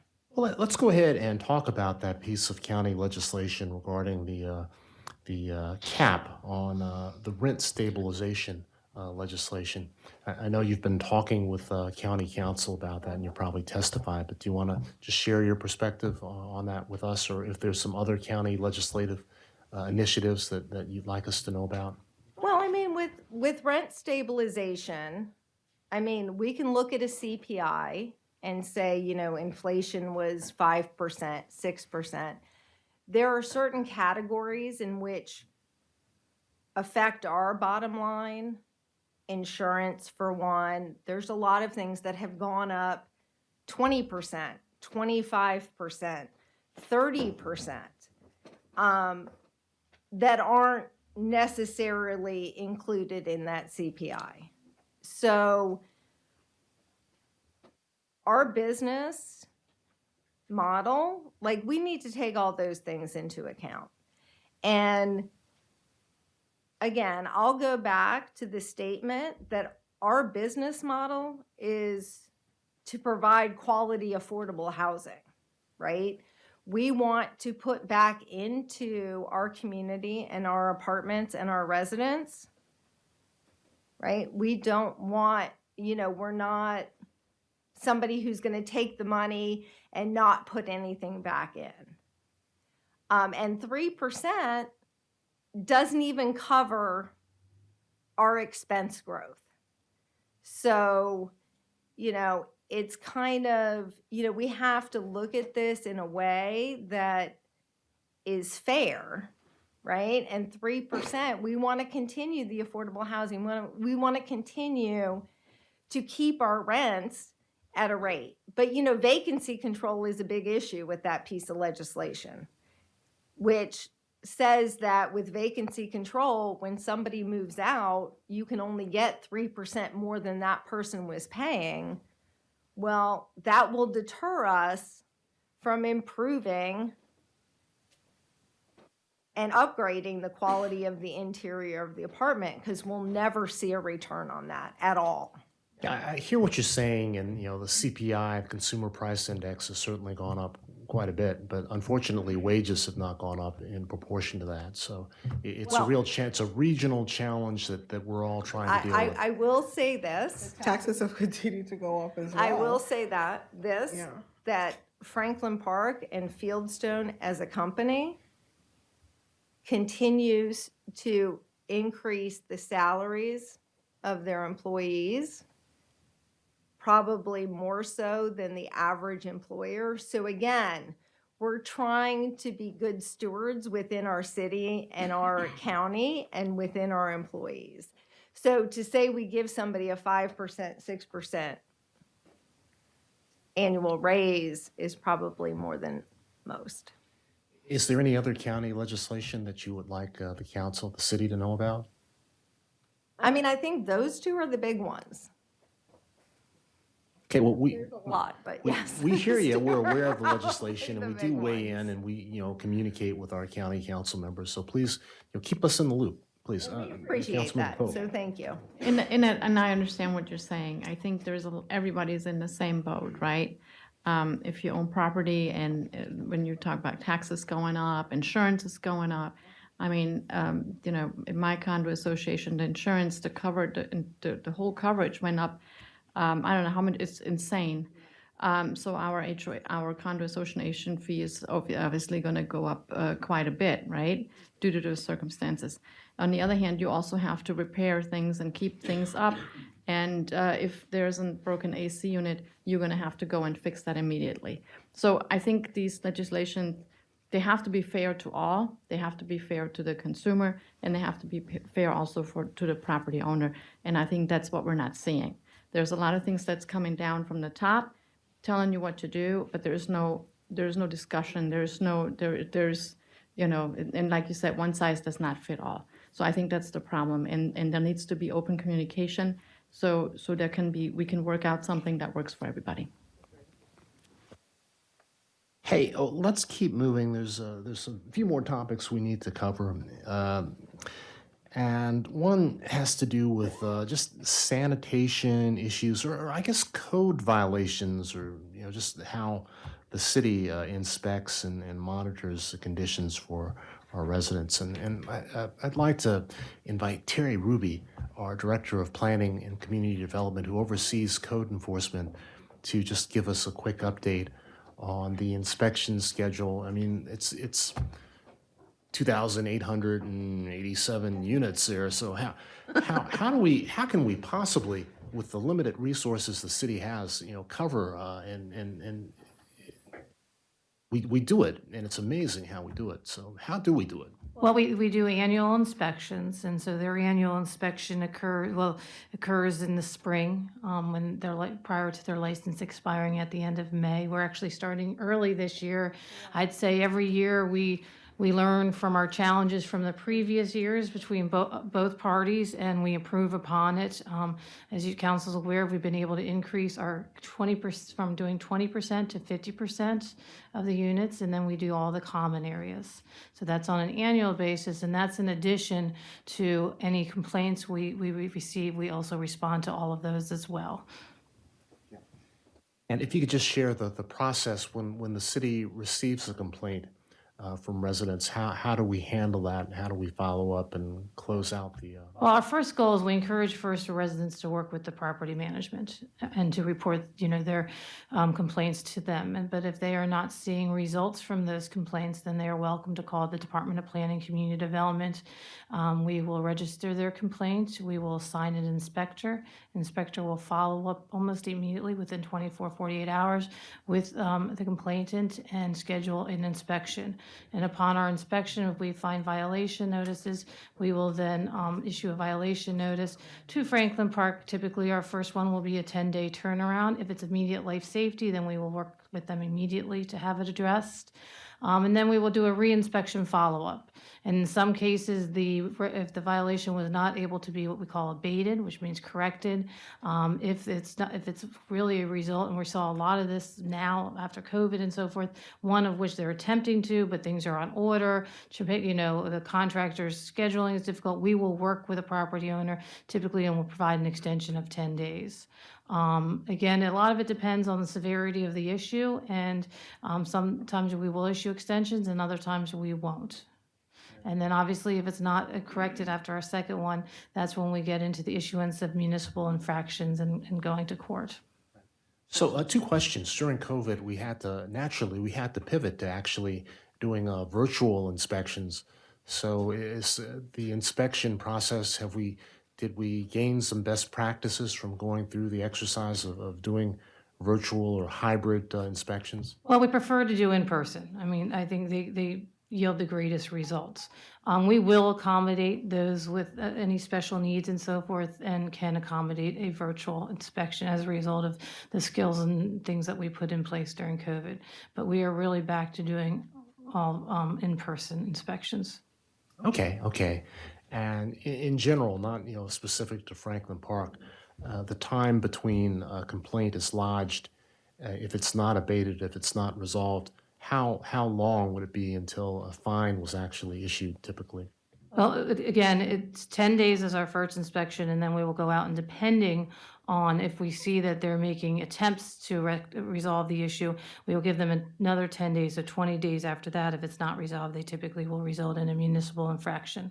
I will say that once we send in the municipal infraction to court, the court is, what we're seeing is very, very backed up, and it's months before we will even see the citation entered into the system, and then we wait for a court date. And so that's a fairly long process, but that is the process we must follow. Is there a standard fine amount, or does it depend on the infraction? No, there is a standard amount. The maximum we can do, and we can ask for it to be doubled during once we're in court, the maximum is 1,000. I believe we start out. So specific to Franklin Park, in the last year or the quarter or whatever unit you use to kind of monitor complaints, roughly how many complaints have come in, this year? Certainly. or So in last the year? packet is information on the number. So we're currently, since July 1st, because we do everything by our fiscal year, we've had 74 complaints come in to date from July 1. And then you can see there's, but going back to 2019, we've quantified the number of complaints. And then we've also, just for the complaints, the more recent complaints, just to provide some overview, is broke them down lumped them into the type of complaint. So you'll see interior and rodents, which I will say the rodents this year, all across the board with all of our properties, I think we can say, was just not a good year for them. Everywhere. So, and we've, in the companies that even work for the city have said that's across the the region. It's not one specific development or not Greenbelt, it's across the region that they saw an uptick in that. But interior and rodents were the top, ones that we've had occurrences to date for this year. And then, we see leaks and appliance related, and then noise also. These complaints, I have to say, also incorporate our noise program in there as well. Right. Are we getting complaints about secondhand smoke at all? I am not aware of any. That has really well, I should say that we have our code enforcement coordinator that we have on our team. And when we do get those, we definitely handle them in-house and make sure that whatever somebody's doing is not impeding on their neighbor. We try to deal with that as much as we can. If I could probe just a little bit more, Ms. Ruby, so, when you talk about rodents or other kinds of pests, what constitutes an infestation as opposed to, if you just see one tiny little mouse that's kind of cute, but you want to definitely not have it in your house as opposed to, I think my house was big infested old... of. No, Mr. Cabrera is still on. I could promote him to a panelist and he can address that with you. But if we see evidence of any infestation, we will cite them. Now, most of them are under a contract, and so forth. And it's a matter of them perhaps just increasing that contract for that period of time because, bed bugs, we see, it all and it varies throughout the year. But Yeah, that's helpful. So when you get a complaint about rodents or pests or whatever, how do you respond? And just in terms of your standard operating procedure? Well, I do know that Brad Horton, who is our VP, he works very well with, all the inspectors on staff, and he definitely has an open communication with Mr. Cabrera to getting them resolved. So, and they're there. So the inspectors come out, they're in the offices, they're talking to the team saying, hey, this is what we have. They're really telling them what they're finding or what was, sometimes, of course, residents, whatever might happen if they dropped the ball and did not go back, or like if there was a pending need and it was something that fell through the cracks and the city is involved, we do jump on it right away. So I think the turnaround time is very good. But what we're going to try to do, this exercise was really beneficial for us as well. You always find some new ways to to tackle some issues. And we found a couple of things too, because at the end of the day, as much as we work well with the city to get it resolved, we don't want it to get to that point. And that's what our focus is going to be. And we identified a couple of things that will try to turn around these numbers for next year. So. Yes, Ms. Pompey. As far as the pest remediation goes, I assume you guys have like everything. You have a schedule, right? Because you have so many buildings, you have to have a schedule to get everything to just keep things at bay. I've lived in apartments before, so I know how that is. You just kind of have to. But if you have an acute issue, do you deploy immediately to remediate, or do they have to wait to the next cycle? How does that work? No, if it's an escalation, it's on a separate treatment cycle, and then depending on how it is, what it is, then we develop that treatments around it. It's more customizable. That's separate from our building preventatives is what we do, which is our routine that goes through at least 3 to 4 times a year through those buildings. But we do tackle them in a different way and different treatments depending on what's happening in that home. So if it's like one of the garden style apartments that has an infestation, how do you deal with that, like an acute infestation? How do you deal with that? Because as with shared walls and shared units, and those could be like maybe not everyone's reporting them or not everyone's seeing them, but they're in one apartment. They're probably in every apartment, right? I mean, and you're absolutely right with that. Not everybody's reporting, and that's when you have to go through the clusters and see, okay, if this is a situation, if it's not that bad here, where is it coming from? So finding the root cause, and then sometimes finding the root cause it's major, and a lot of times the case is that person probably who starts it is not the one reporting it, and then we have to also tackle that. It could be a hoarder, it could be so many different things, and it gets layered.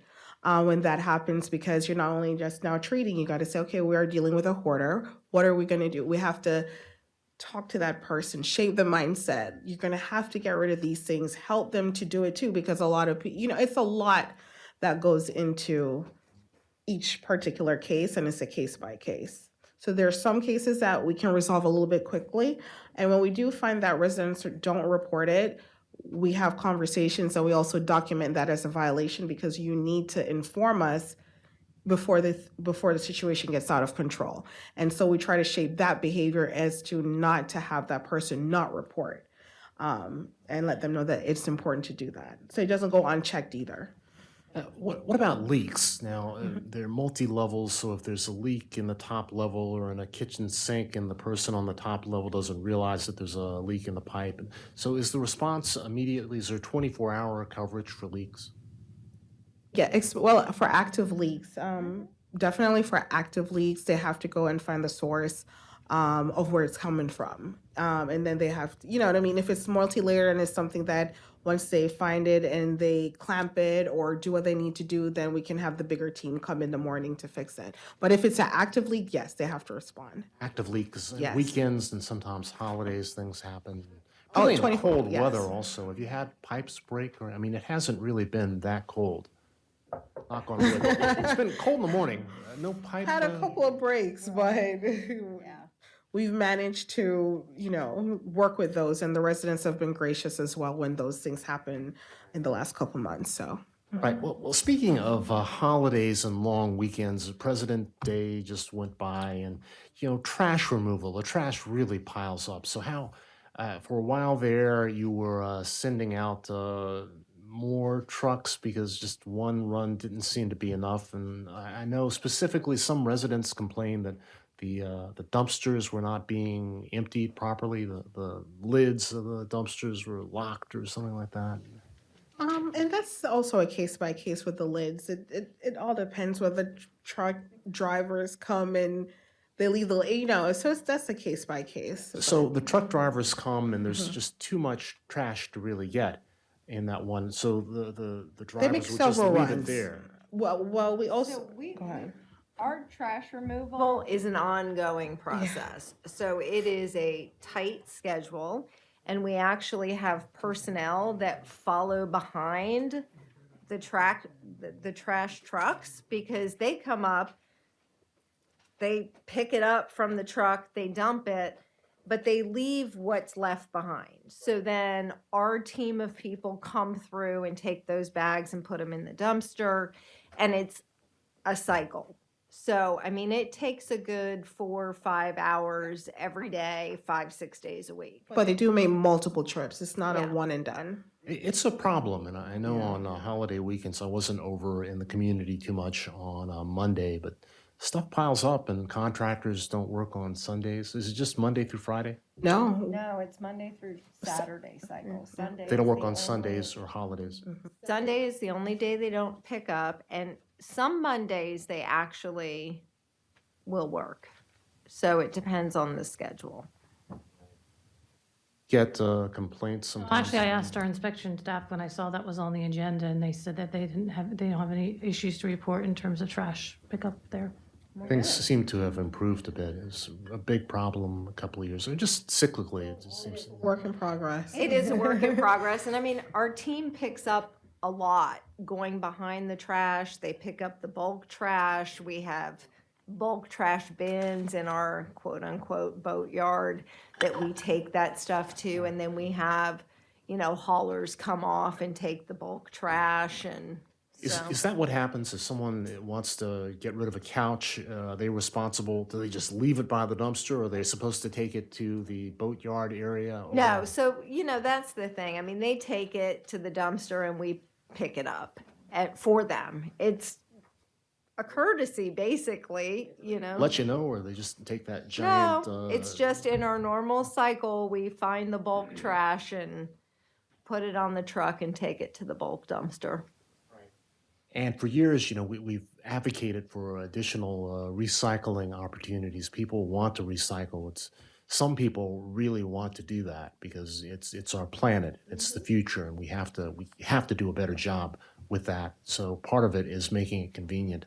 So what's the plan on ramping up the places where the people who really do want to separate their trash and recycle, do they have to, there's one dumpster or how? Well, right now, there's For the a whole community? couple recycle containers, large yard containers.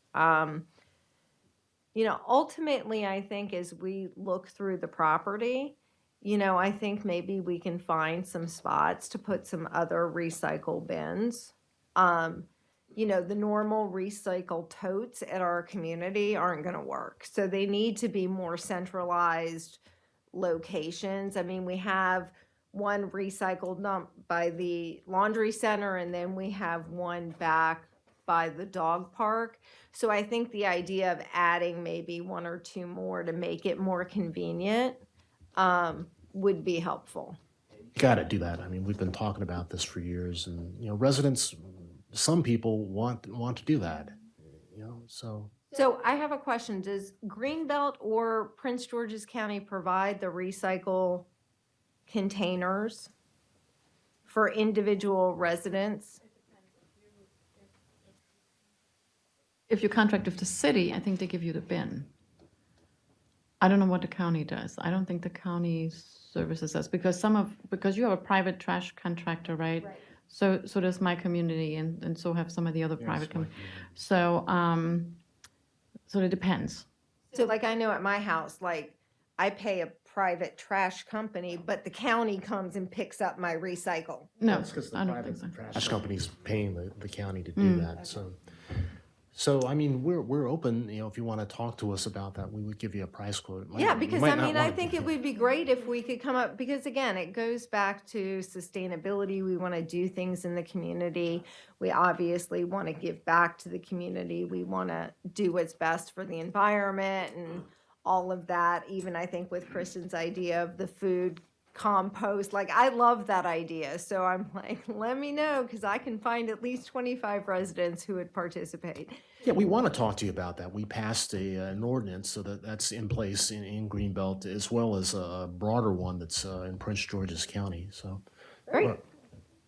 Well, actually, we have a program. I was thinking of the bag, the disposable bags, single-use disposable bags. And I did connect Ms. Knight. I was with, about to say Ms. that. Dr. Robles this week, so Yes. they can engage in some discussions, and Dr. Robles perhaps can provide some guidance too, based on best practices.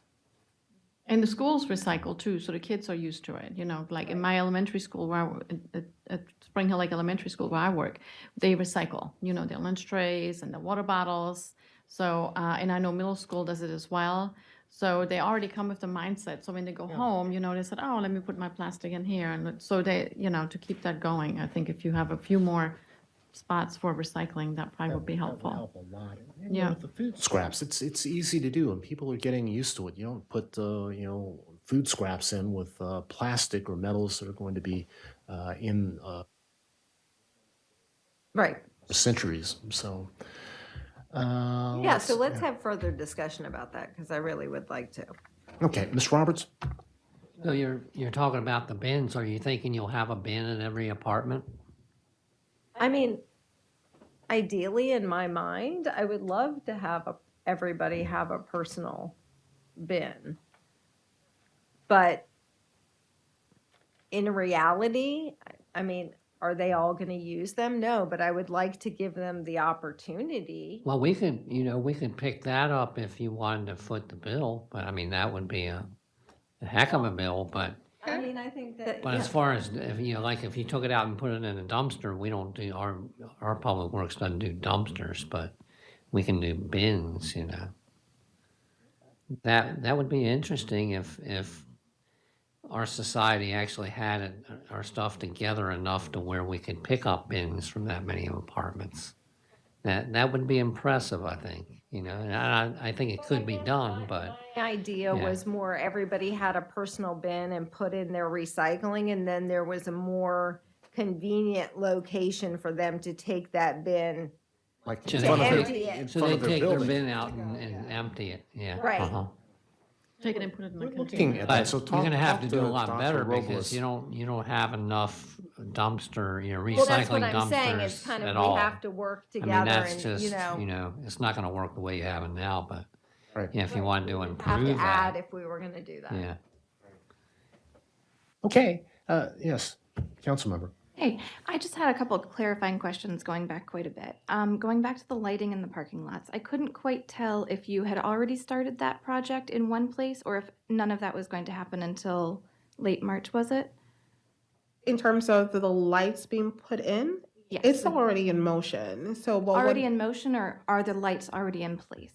So in place, and we have lights that are in place that we're, yeah, they're going to be upgrading lighting and they're going to also add more lights. So we have upgraded lighting through the course of last year and we continue on. Okay. So it's an ongoing, so some areas we've added and we continue to do so. Okay, sounds good. And then going back to the rental assistance type of program that you're running, I was just wondering in kind of broad terms, what percentage or how many residents are on this program, and roughly how much is forgiven per tenant? I just kind of want to get an idea of what this program is for you guys. It sounds like a very one-off basis and instead of like a larger program. Very individualized and the payment plans are really structured around their pay cycles, and instead of, rent is due on the 1st. It's late after the 5th, we file on, you know what I mean? So if they are paid weekly, some of those payment structures are like, if you pay us a fourth of your rent each week, we won't file. We won't charge a late fee. So there's a lot of different components to it. So it is very individualized. And our accounting team has spent countless hours working individually. I have never seen more residents in our accounting division since I think we started with the landlord ERAT program and had those specialties during COVID come in and actually want to talk, because I think it's not about if you can't do this, then you need to move. It's about, we understand this is your situation. Right. We understand that last year you may have lost your job. 2 years ago you may have lost your second job. Let's help you figure out how to pay your current rent in the current month, and then we'll figure out how to work through whatever balance you may have, or not add to the debt you already have by charging these extra fees. And also, what it did help while we saw so many people coming in, especially when you get to a certain dollar amount in terms of your balance, it was more so the approach of some people, just helping them to actually like, how do I really restructure my finances now to make it work where, so just like financial planning, like we really have to go there so that we can help them get back on their feet and get them back in good standing. Like this is for food, this is for car notes. Some of these car notes and insurances are as much as the rent combined nowadays. So that was very eye-opening to see as well. Like, where is it going? How can we help you to get back on track? So, and helping them to get that full forward. And we're so happy that the majority of them are actually, it's like we're celebrating when they made their first payment arrangement. We're like, all right, they did it. So it makes us feel good as well. Like it's really working. So. Fantastic to hear that you guys are working with the residents like that. Yeah. And then I just had one more thing. This is going back to the maintenance issue. I don't think we ever got clarification on, is the 24-hour maintenance in-house, or do you contract out with an operator? It's a contractor. It is a contractor? Yes. Okay, so we heard quite a bit about that. I do hope that you will be contacting that Absolutely, because contractor. it's like different variations. So, they probably do have a very high call volume wherever they're based out of, whichever state. Right. But and it's a call center. Right. But, it's also, I think, as Denise originally said, they have different options of putting it in.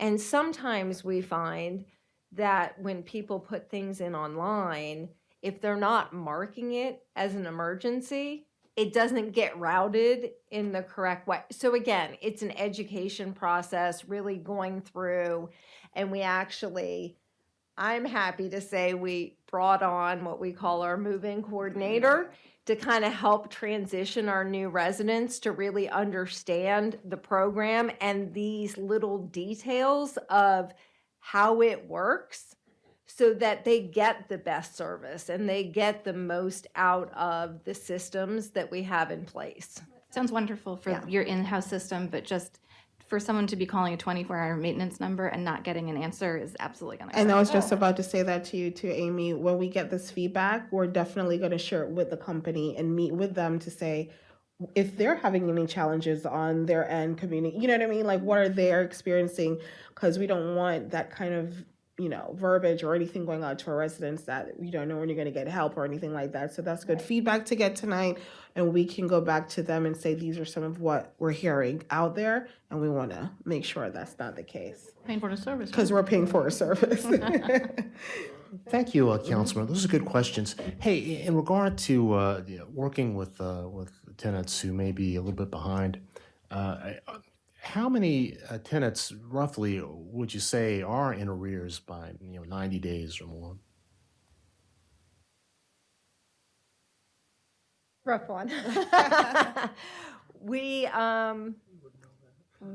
probably have 90 plus days. We probably have 80, 90 residents. Maybe 100, but that 90-day mark may be, when we look at our numbers, that column may be not a full month's rent. It may be a small portion of a month's rent.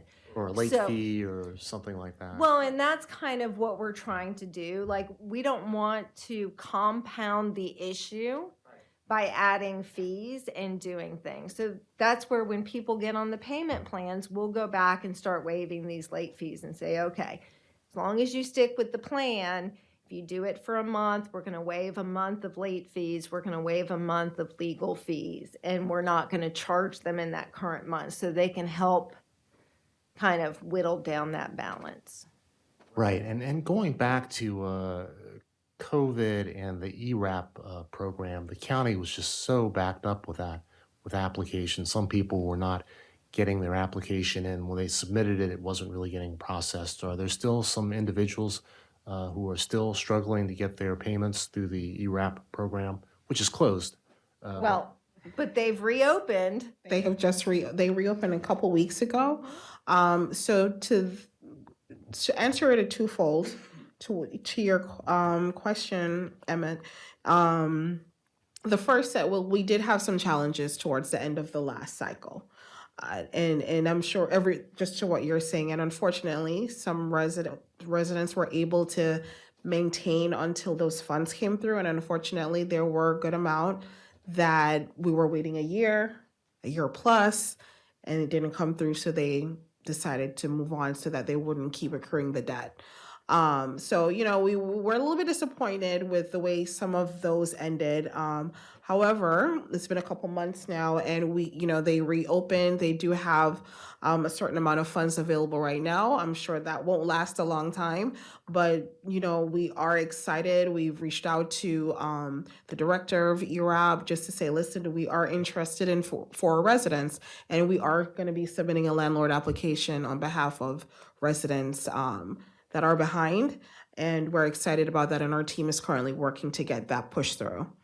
So that will alleviate a lot of, for some of our residents and really put them on the right track again. So we'll keep you posted on that. Let's post it. Interesting, yeah. Councilmember McKinney, did you? Had a question going back to the composting conversation we were having. And I'm not sure if you've already talked with Dr. Robles about this, but it seemed like there was actually a resident who asked the question about wanting to participate in the city's pilot program for composting. And she hadn't received an answer back on where they could actually place the bins for pickup. So it's a free program for 18 months that residents can participate in. They simply have to put the bin out on the collection day and it gets taken. But they don't necessarily know where in your building they can place it because they don't own the exterior of the building because they're renters. So it may be a follow-up conversation that you need to have with Dr. Robles, but I think that there are probably people in your community that would be interested in this, and this is a free program. Awesome. And thank you for bringing. Yes, and Mhm. Kristen and I were talking about that yesterday. I didn't realize that any of our current residents had already reached out. And so I'm so excited to hear that because I was like, yes, in fact, we can kind of help that along. So she was going to kind of be our liaison, but if you already have the contact, So we'll certainly get on that. If So we'll people are get with interested. Dr. Robles to do that. And if you do have the resident's name, thank you so much. And then we'll follow up with her and even be a part of that conversation with Dr. Robles too, so that we can, make sure that we're all on the same page with that. Good. Thank you. Mhm. So the last bullet has to do with community amenities, and we've actually talked. You've talked quite a bit about your vision for the second pool area. How are you going to solicit suggestions from residents about what can go there with So the we basketball actually- courts and the pool? You said Jocelyn, who is our resident service manager, she put out a Survey Monkey to all of our residents that were soliciting feedback about general amenities, like what things. We gave them a list of, I think, 5 or 6 things they could rank, and then an open box for other comments. So we can kind of hear their feedback and see what they're interested in. And then we will take that. I think we're gonna try and leave that open for a couple weeks. We'll send out a couple of reminders along the way, but kind of collect all that information so that we can move forward with the plan. okay. And in the interim, you were saying that the pool itself is going to be filled in So, as soon as yes. possible, or is it? Well, I mean, we can't do it in this way. So I think in the spring, I think is when we have it scheduled, beginning of April.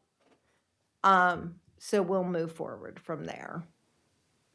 Okay, let's see. I got a list here. Are you thinking about installing any charging stations? Some of your residents probably are thinking about purchasing electric cars and.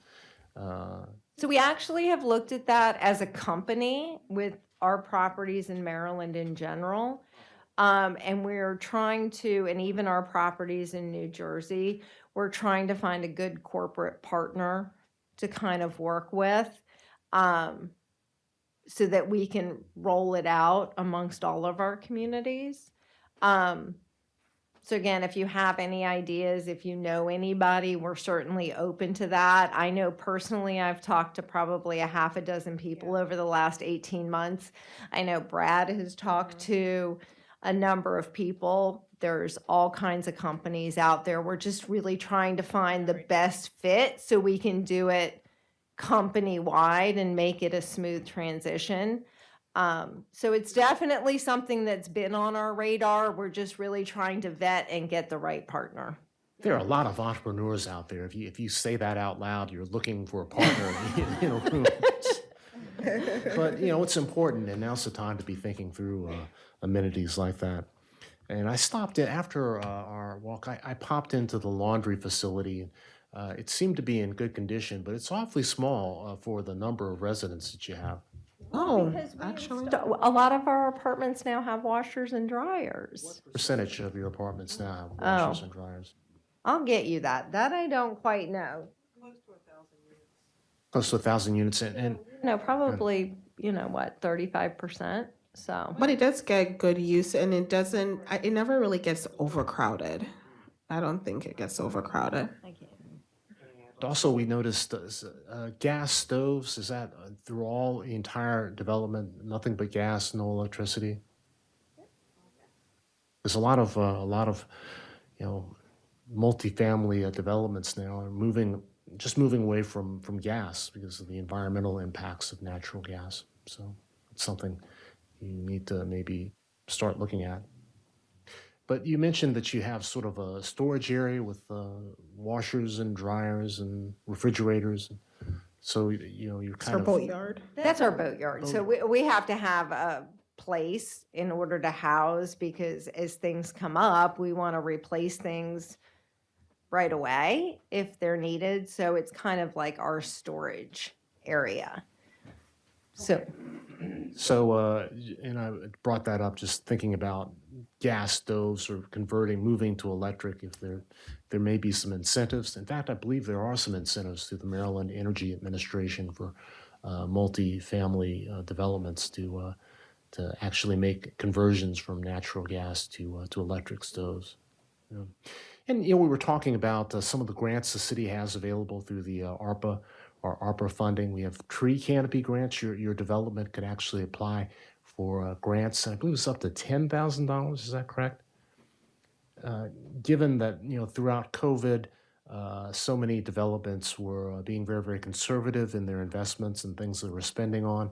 So there's a need for additional trees and tree canopy. That's part of our infrastructure. But so that's one thing that you can take advantage of. There are other grant programs.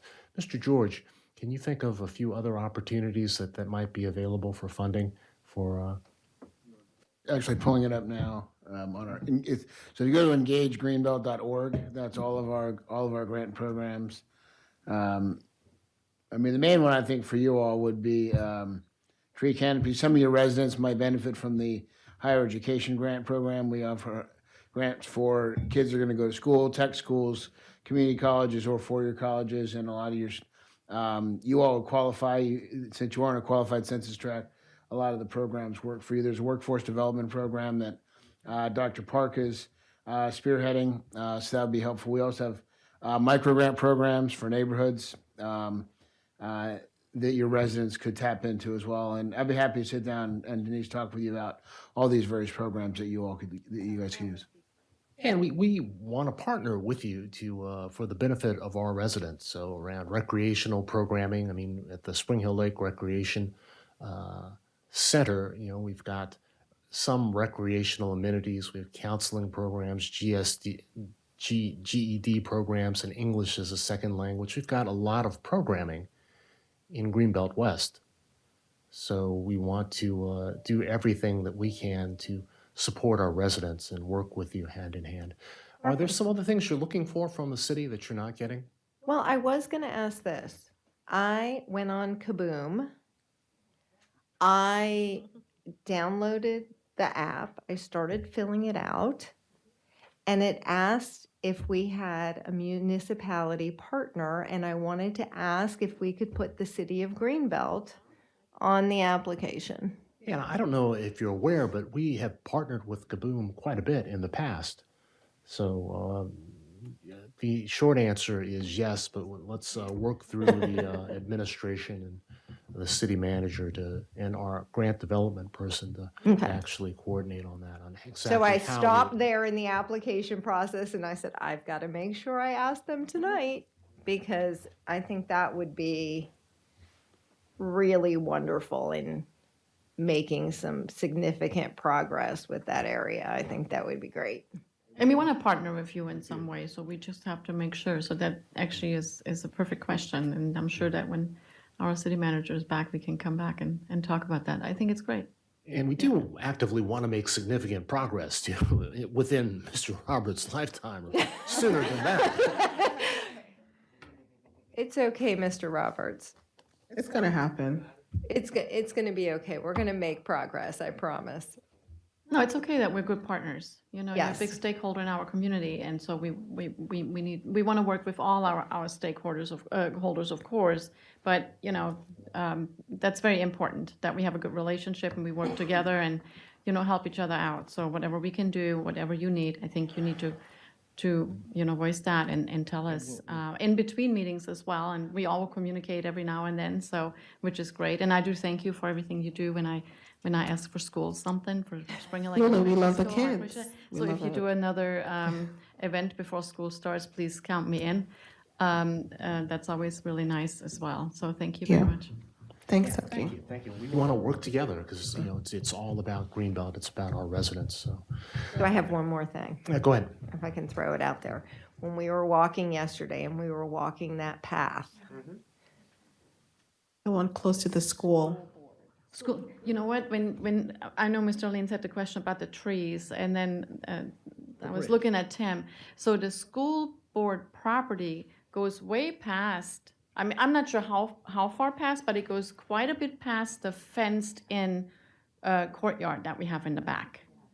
So those trees in the back, so that and even made it, maybe that bridge, that might be school property. So if we could maybe So we're ask. looking, and I think Terry Ruby was doing some work looking at it and determining it. And again, you know, we're here to partner. We're here to partner with you and the school board and whatever we need to do to really get that area. Yeah, in. the path itself is very, I mean, it's dangerous to walk on, really. And we have the kids and. It is the tree roots. Yeah, Right, coming up and they've break it brought up, up the yeah. asphalt. And then there's no and- lighting, so if you walk, you know, I mean, you can't see back there, it's really not safe.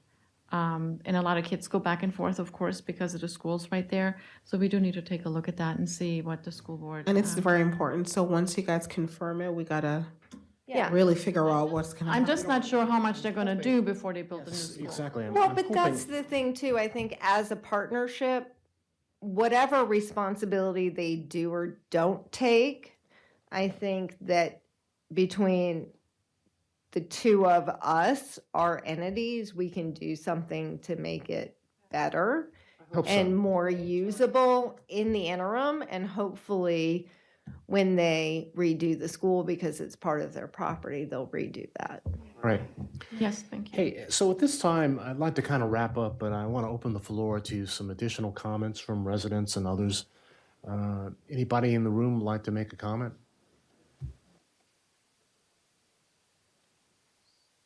I see a hand back. Yes, please.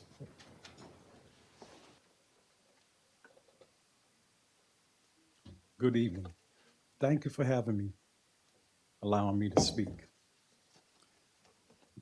I have a statement that I'd like to read. My name is Reuben Scott. Let me put my glasses on.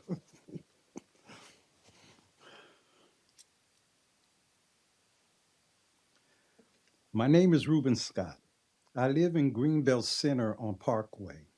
I volunteer at Spring Hill Lake Community Center on Sundays to teach the youth the game of pickleball with Bob Rand. I am here this evening to make two requests. The floor in Spring Hill Lake Community Center gym needs to be sanded down and refinished, not just waxed and buffed. We use the gym on Sundays and there have been loose boards readily seen prior to the floor being waxed and buffed.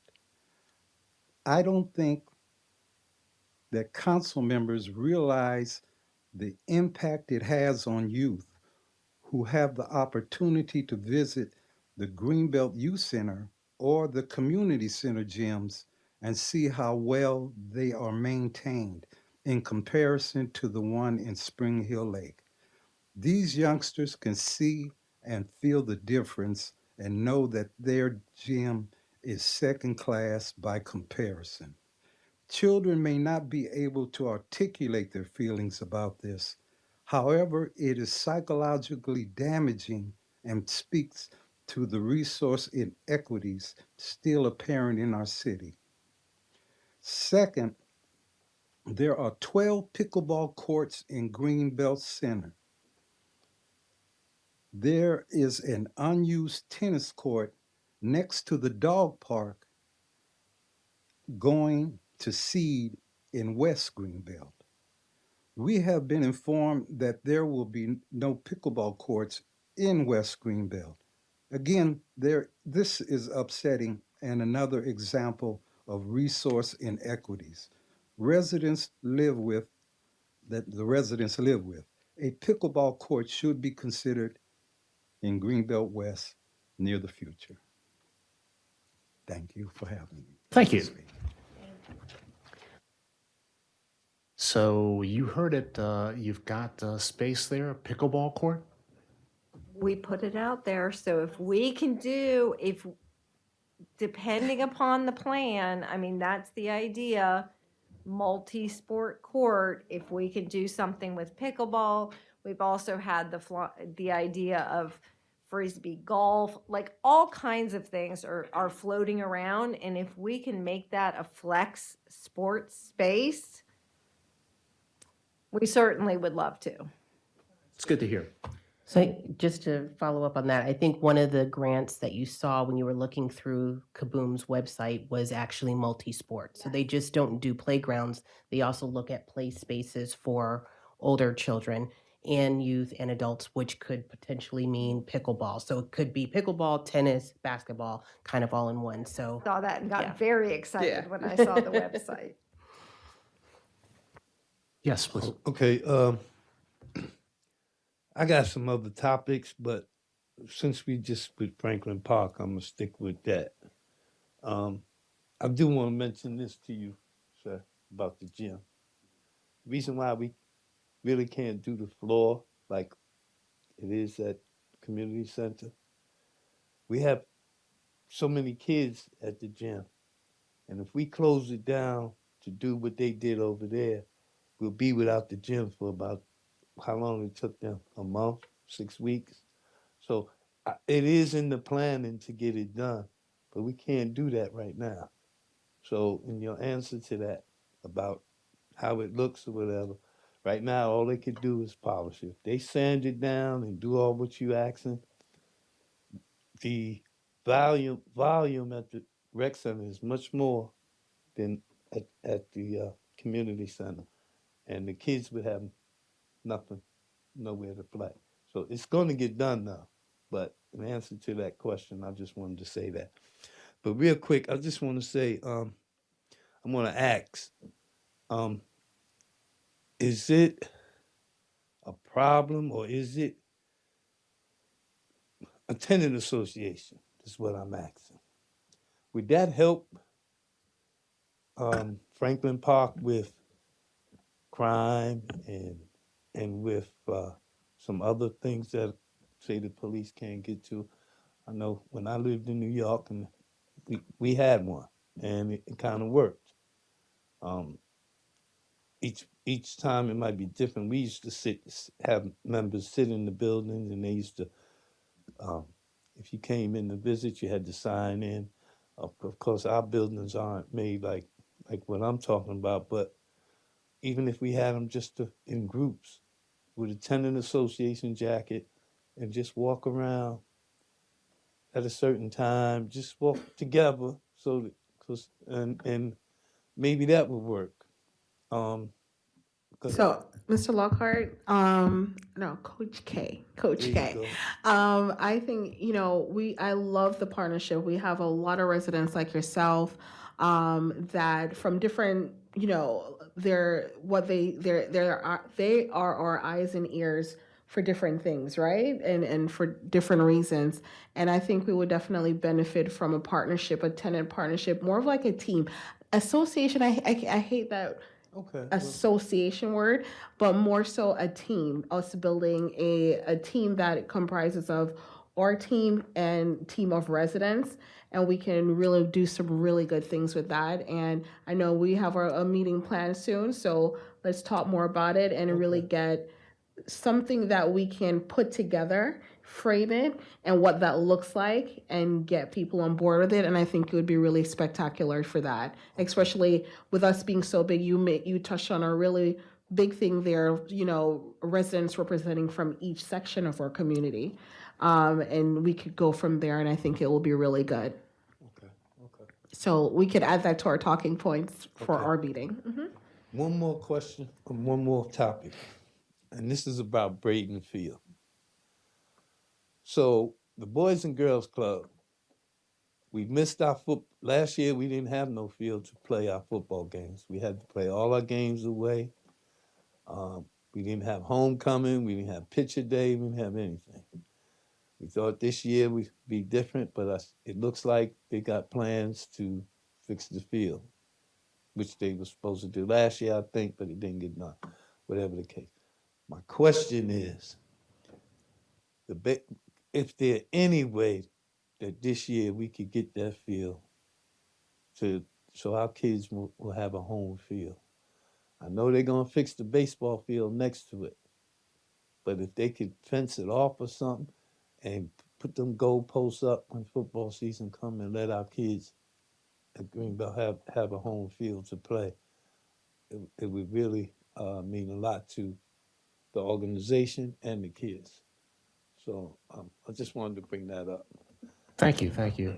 I don't have the answer for that. Staff will have to respond, think it through. Hopefully, we can find some sort of accommodation. And I know it's important. It It is is important, important, yes. Well, let's see. We got another comment. Thank you, Bill Orleans again. There was a discussion a little while ago about karting in Franklin Park. It's been suggested in the past, and I still believe it's a useful suggestion, that Greenbelt Council management should look to all the private karting that's done in all of the city, all of the MFYs, all the commercial properties. I think the costs incurred to all the commercial properties that pay for their private karting with a number of different karters could see a benefit were the city to expand its collection beyond the point that Greenbelt Public Works Department does now. It would be a worthy subject for examination, and I would hope at some point management, whether instructed to do so by council or on its own, would look to the benefits of public karting throughout the city entirely. I had a moment with Ms. Knight yesterday while council and staff were looking at the model apartment that they looked at to discuss what I remembered and what she remembered from last year's work session. No surprise, she and I remember last year's work session differently.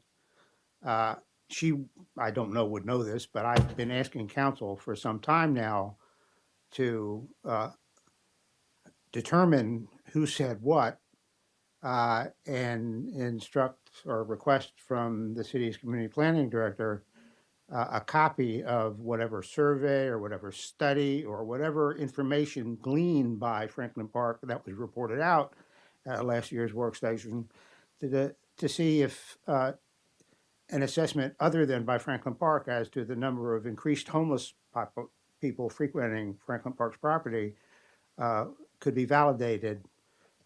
I remember the suggestion that that information had been vetted.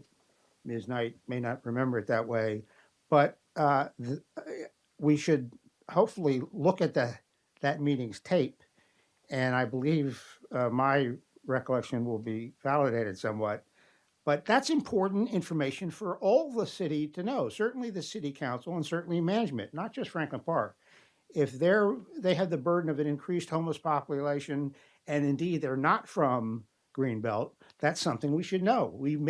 Council may have to do something about that, city manager may have to do something about that, Franklin Park may have to do something about that. But if we don't know, it's just a problem that lingers and will not be resolved. So I would hope that council and management would, and for that matter, Ms. Knight, would take a look at the tape of that meeting, and I think you'll find that it was suggested that some study had made that determination that there was an increased homeless population and they were from outside Greenbelt.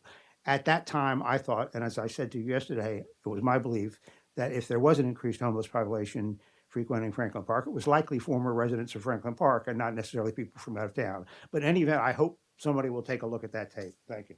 Well, thank you. Staff has reviewed the tape more than once, and Ms. Knight knows what she meant. So, to bring this up over and over again is a questionable use of time. But what about the spirit of the question? Are you seeing any uptick in homeless individuals and squatters in any of your units? Squatting activity, we've seen squatters, we've had that issue over the years. We handle that accordingly with, law enforcement and tackle who's doing it and all there. When I made that statement, I'm not gonna have to go back into history and I won't, waste everybody's time on that. But it was at a time too when we know that there were shelters that were closing down. And these are questions and these are things that we discuss with law enforcement as well. You know, when we see individuals on our property or in our communal spaces, and when we say that we vet them, law enforcement is called. We check their IDs, we check where they're coming, those kind of things. I know that we also have activity coming from across from us where there's the woods and there is a path over there as well. So it's a very transient area as well. But it was more so of a concern as well, which, as Mr. Orlean said, we just want to make sure that we put a pulse on it. What are some of the resources that are available to folks that are in that particular situation, and if it's a Franklin Park thing, believe me, that's something that we would have, shed some light on, and that's a whole different ball game in terms of resources, and you know what I mean. It's just that's not what was happening at the time. So to answer Mr. Orleans, that's not what was happening at the time, and whatever it is, as a city, I'm sure we'll have to tackle it together if it's something that we see that it persists. Right? It's not a nice situation to be in, and whatever anybody can do resource-wise for them, we all need to be equipped with that information, or for them to manage that process and to manage that problem. That's certainly true. So if you're seeing things, let the city know, and we we will. will use all of our resources as best we can Exactly. to meet the needs of those individuals, as challenging as it is. Exactly. Hey, I just want to thank you for taking the time to come out and speak with us formally in a work session. Informally, we communicate all the time, not necessarily all of council at once, but appreciate the dialogue, and we really need to be on the same page with the county legislation, with other issues that are coming up. So let's keep the dialogue going. Thank you guys as well for everything that you've been doing, and keep up. And I want to also, again, we've said it already, but welcome again, Amy, Janie, and our wonderful friend Danielle over here. I know Kristen's not here, but I know it's an exciting time for council as well. And we really appreciate what everybody's doing. And Tim too. Hey, Tim. Can't forget Tim tonight. Jose's not here tonight, but we appreciate what everybody's doing, and we appreciate the partnership. Hey, thank you so much. Thank you so much. Thank you. Hey, we do have an information item to take care of tonight, and it has to do with a meeting with the county executive that's been scheduled through PGCMA, and they've asked us to come up with 2 questions to pose to the county executive. 2 of us will attend. I'd like to attend. I'd like Mayor Pro Tem possibly. Hey, Coach K. Thank you. Okay. Take this. So, and they've asked to have the information by Friday. Yeah, yes, sir. So one of the questions that I have for the county executive is, why are we only getting the same 2 questions that Eagle Harbor is getting? We're a little bit bigger than Eagle Harbor, but we've got 2 questions. So, naturally, we can certainly ask about for the continuing support of the county around stopping the MagLab, stopping public funding for the MagLab. We could talk about tax differential. The county council set up a tax differential task force. They insisted that there be 2 residents that are not located in municipalities on that task force, which doesn't make a whole lot of sense to me. And also, they want 4-year terms, so that's something we can ask about. But I wanted to open up the floor for suggestions.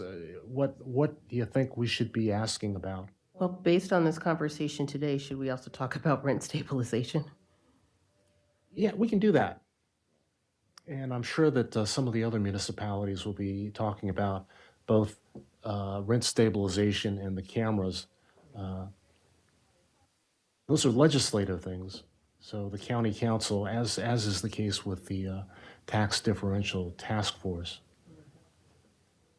Any other suggestions? Because what I think we can do is we can kind of make a list, work on it a little bit between now and Friday, and kind of finalize some things. Take a poll, exactly. 5 things and then big poll, send it to us.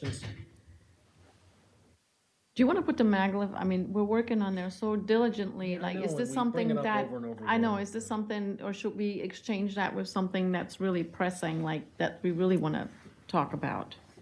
Well, that's kind of why I brought it up, because maybe we don't want to talk. Of course, we need to keep bringing it We up need- because, and I'll be testifying tomorrow on for Nicole Williams on her bill to prevent public funding from going towards the maglev. Right, okay.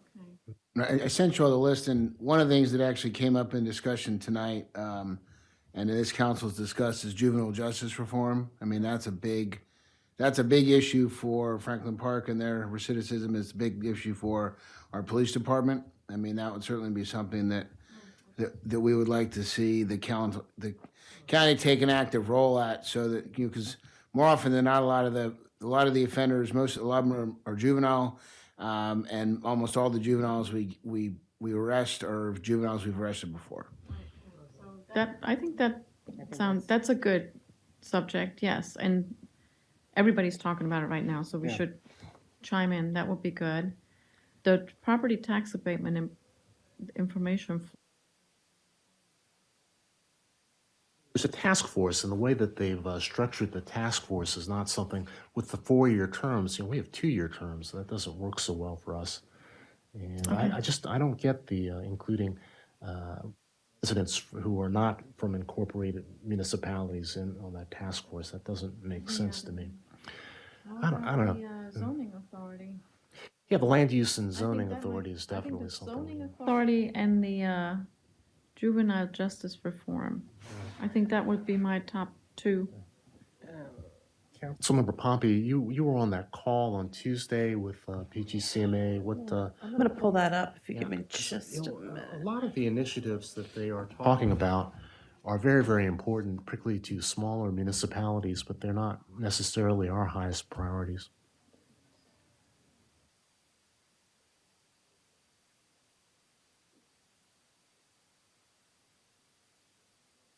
Oh, no. Putty had a whole answer there. You knew what you were doing. I don't know if there was anything in particular on that list that we would focus on, to be honest with you. The only, So I suggestions? I think the land use thing is something we can push on that nobody else will really be pushing on. Well, I Juvenile agree. justice. I agree with the juvenile justice, and I think maybe you had said the tax credit. Was that something that you had mentioned, just because of? Homestead tax credit and for renters and for homeowners, just not having a deadline. If someone qualifies for it, they should be able to get it. And it shouldn't depend on whether or not they get something in September if they miss. And the people that are most stressed, that need it the most, are the ones that are most likely to miss those deadlines. Deadline. But is it important enough? Because we get two. Yeah. So we have to kind of, we can advocate for that as well, or sneak it in somehow when we're talking to them. Yeah, I guess I'm just thinking about which of the two has the greatest span across the city, right? That impacts all areas of the city, the biggest population of that. Your zoning authority, 'cause- But also immediate relief. It's going to be what's going to be most impactful as far as getting a positive result. it's up for grabs, so. So You asked me. please, If we yes. frame it as a question about housing, then we can stick in the tax credit and the renter, We could, affordable housing Yeah. somehow. wrap it in together. Yeah. And then we still get one more. But I agree that we should table the maglev. I think that that's being discussed enough at a county level, and we've definitely made our place clear. And I think maybe we can sneak it in. When we're presenting or talking, well, you're probably thinking that we're going to talk about the maglev, but we're not. We can always, So we have a little time between now and Wednesday. So let's just make a list, tweak it a little bit, circulate it around, and we can kind of narrow it down to 2 as opposed to trying to hammer it out. When was this due? Next Wednesday? Friday. Oh, Friday, sorry. And the dinner's on the 20th of March, but this is a different meeting. They'd like to know by the end of the day, Friday, who the 2 council members are that are going to attend. If you want to, I mean, you don't have to, but 2 that would attend, and then 2 questions. So I can I'll write these up and send them around to council, and then just kind of get back individually with your comments, so we're not talking as a group in an email chain, and then we can assemble a final list for everyone to look at, and then have it to the county, to PGCMA by Friday afternoon. Sounds like a plan. I'm just looking really quickly at our list of bills that we're following. And I think the juvenile justice bills are probably the biggest ones on here for us. So I think that's right. Okay. We'll have a much longer list in our meeting on Monday of these bills to consider whether to support with amendment, take no action, or to oppose. So we'll be working at. Mr. Samaron will be back on Thursday. He'll be back tomorrow. Yeah. Any other information items? I had a question. Is anyone planning on attending the juvenile justice meeting at Bladensburg Library on Saturday? I don't have that on my calendar, no. I have a lot, but if no one else is going to be there and that's something that we want to focus on, I'll be there.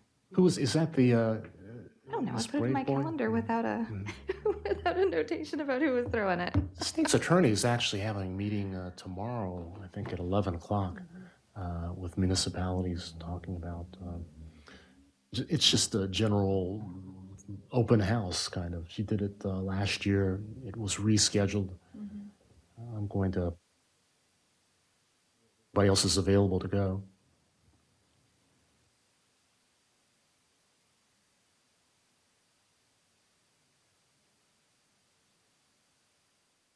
Okay, well, let's call it a night. It's not quite 10 o'clock. So. Nice. Good. Huh.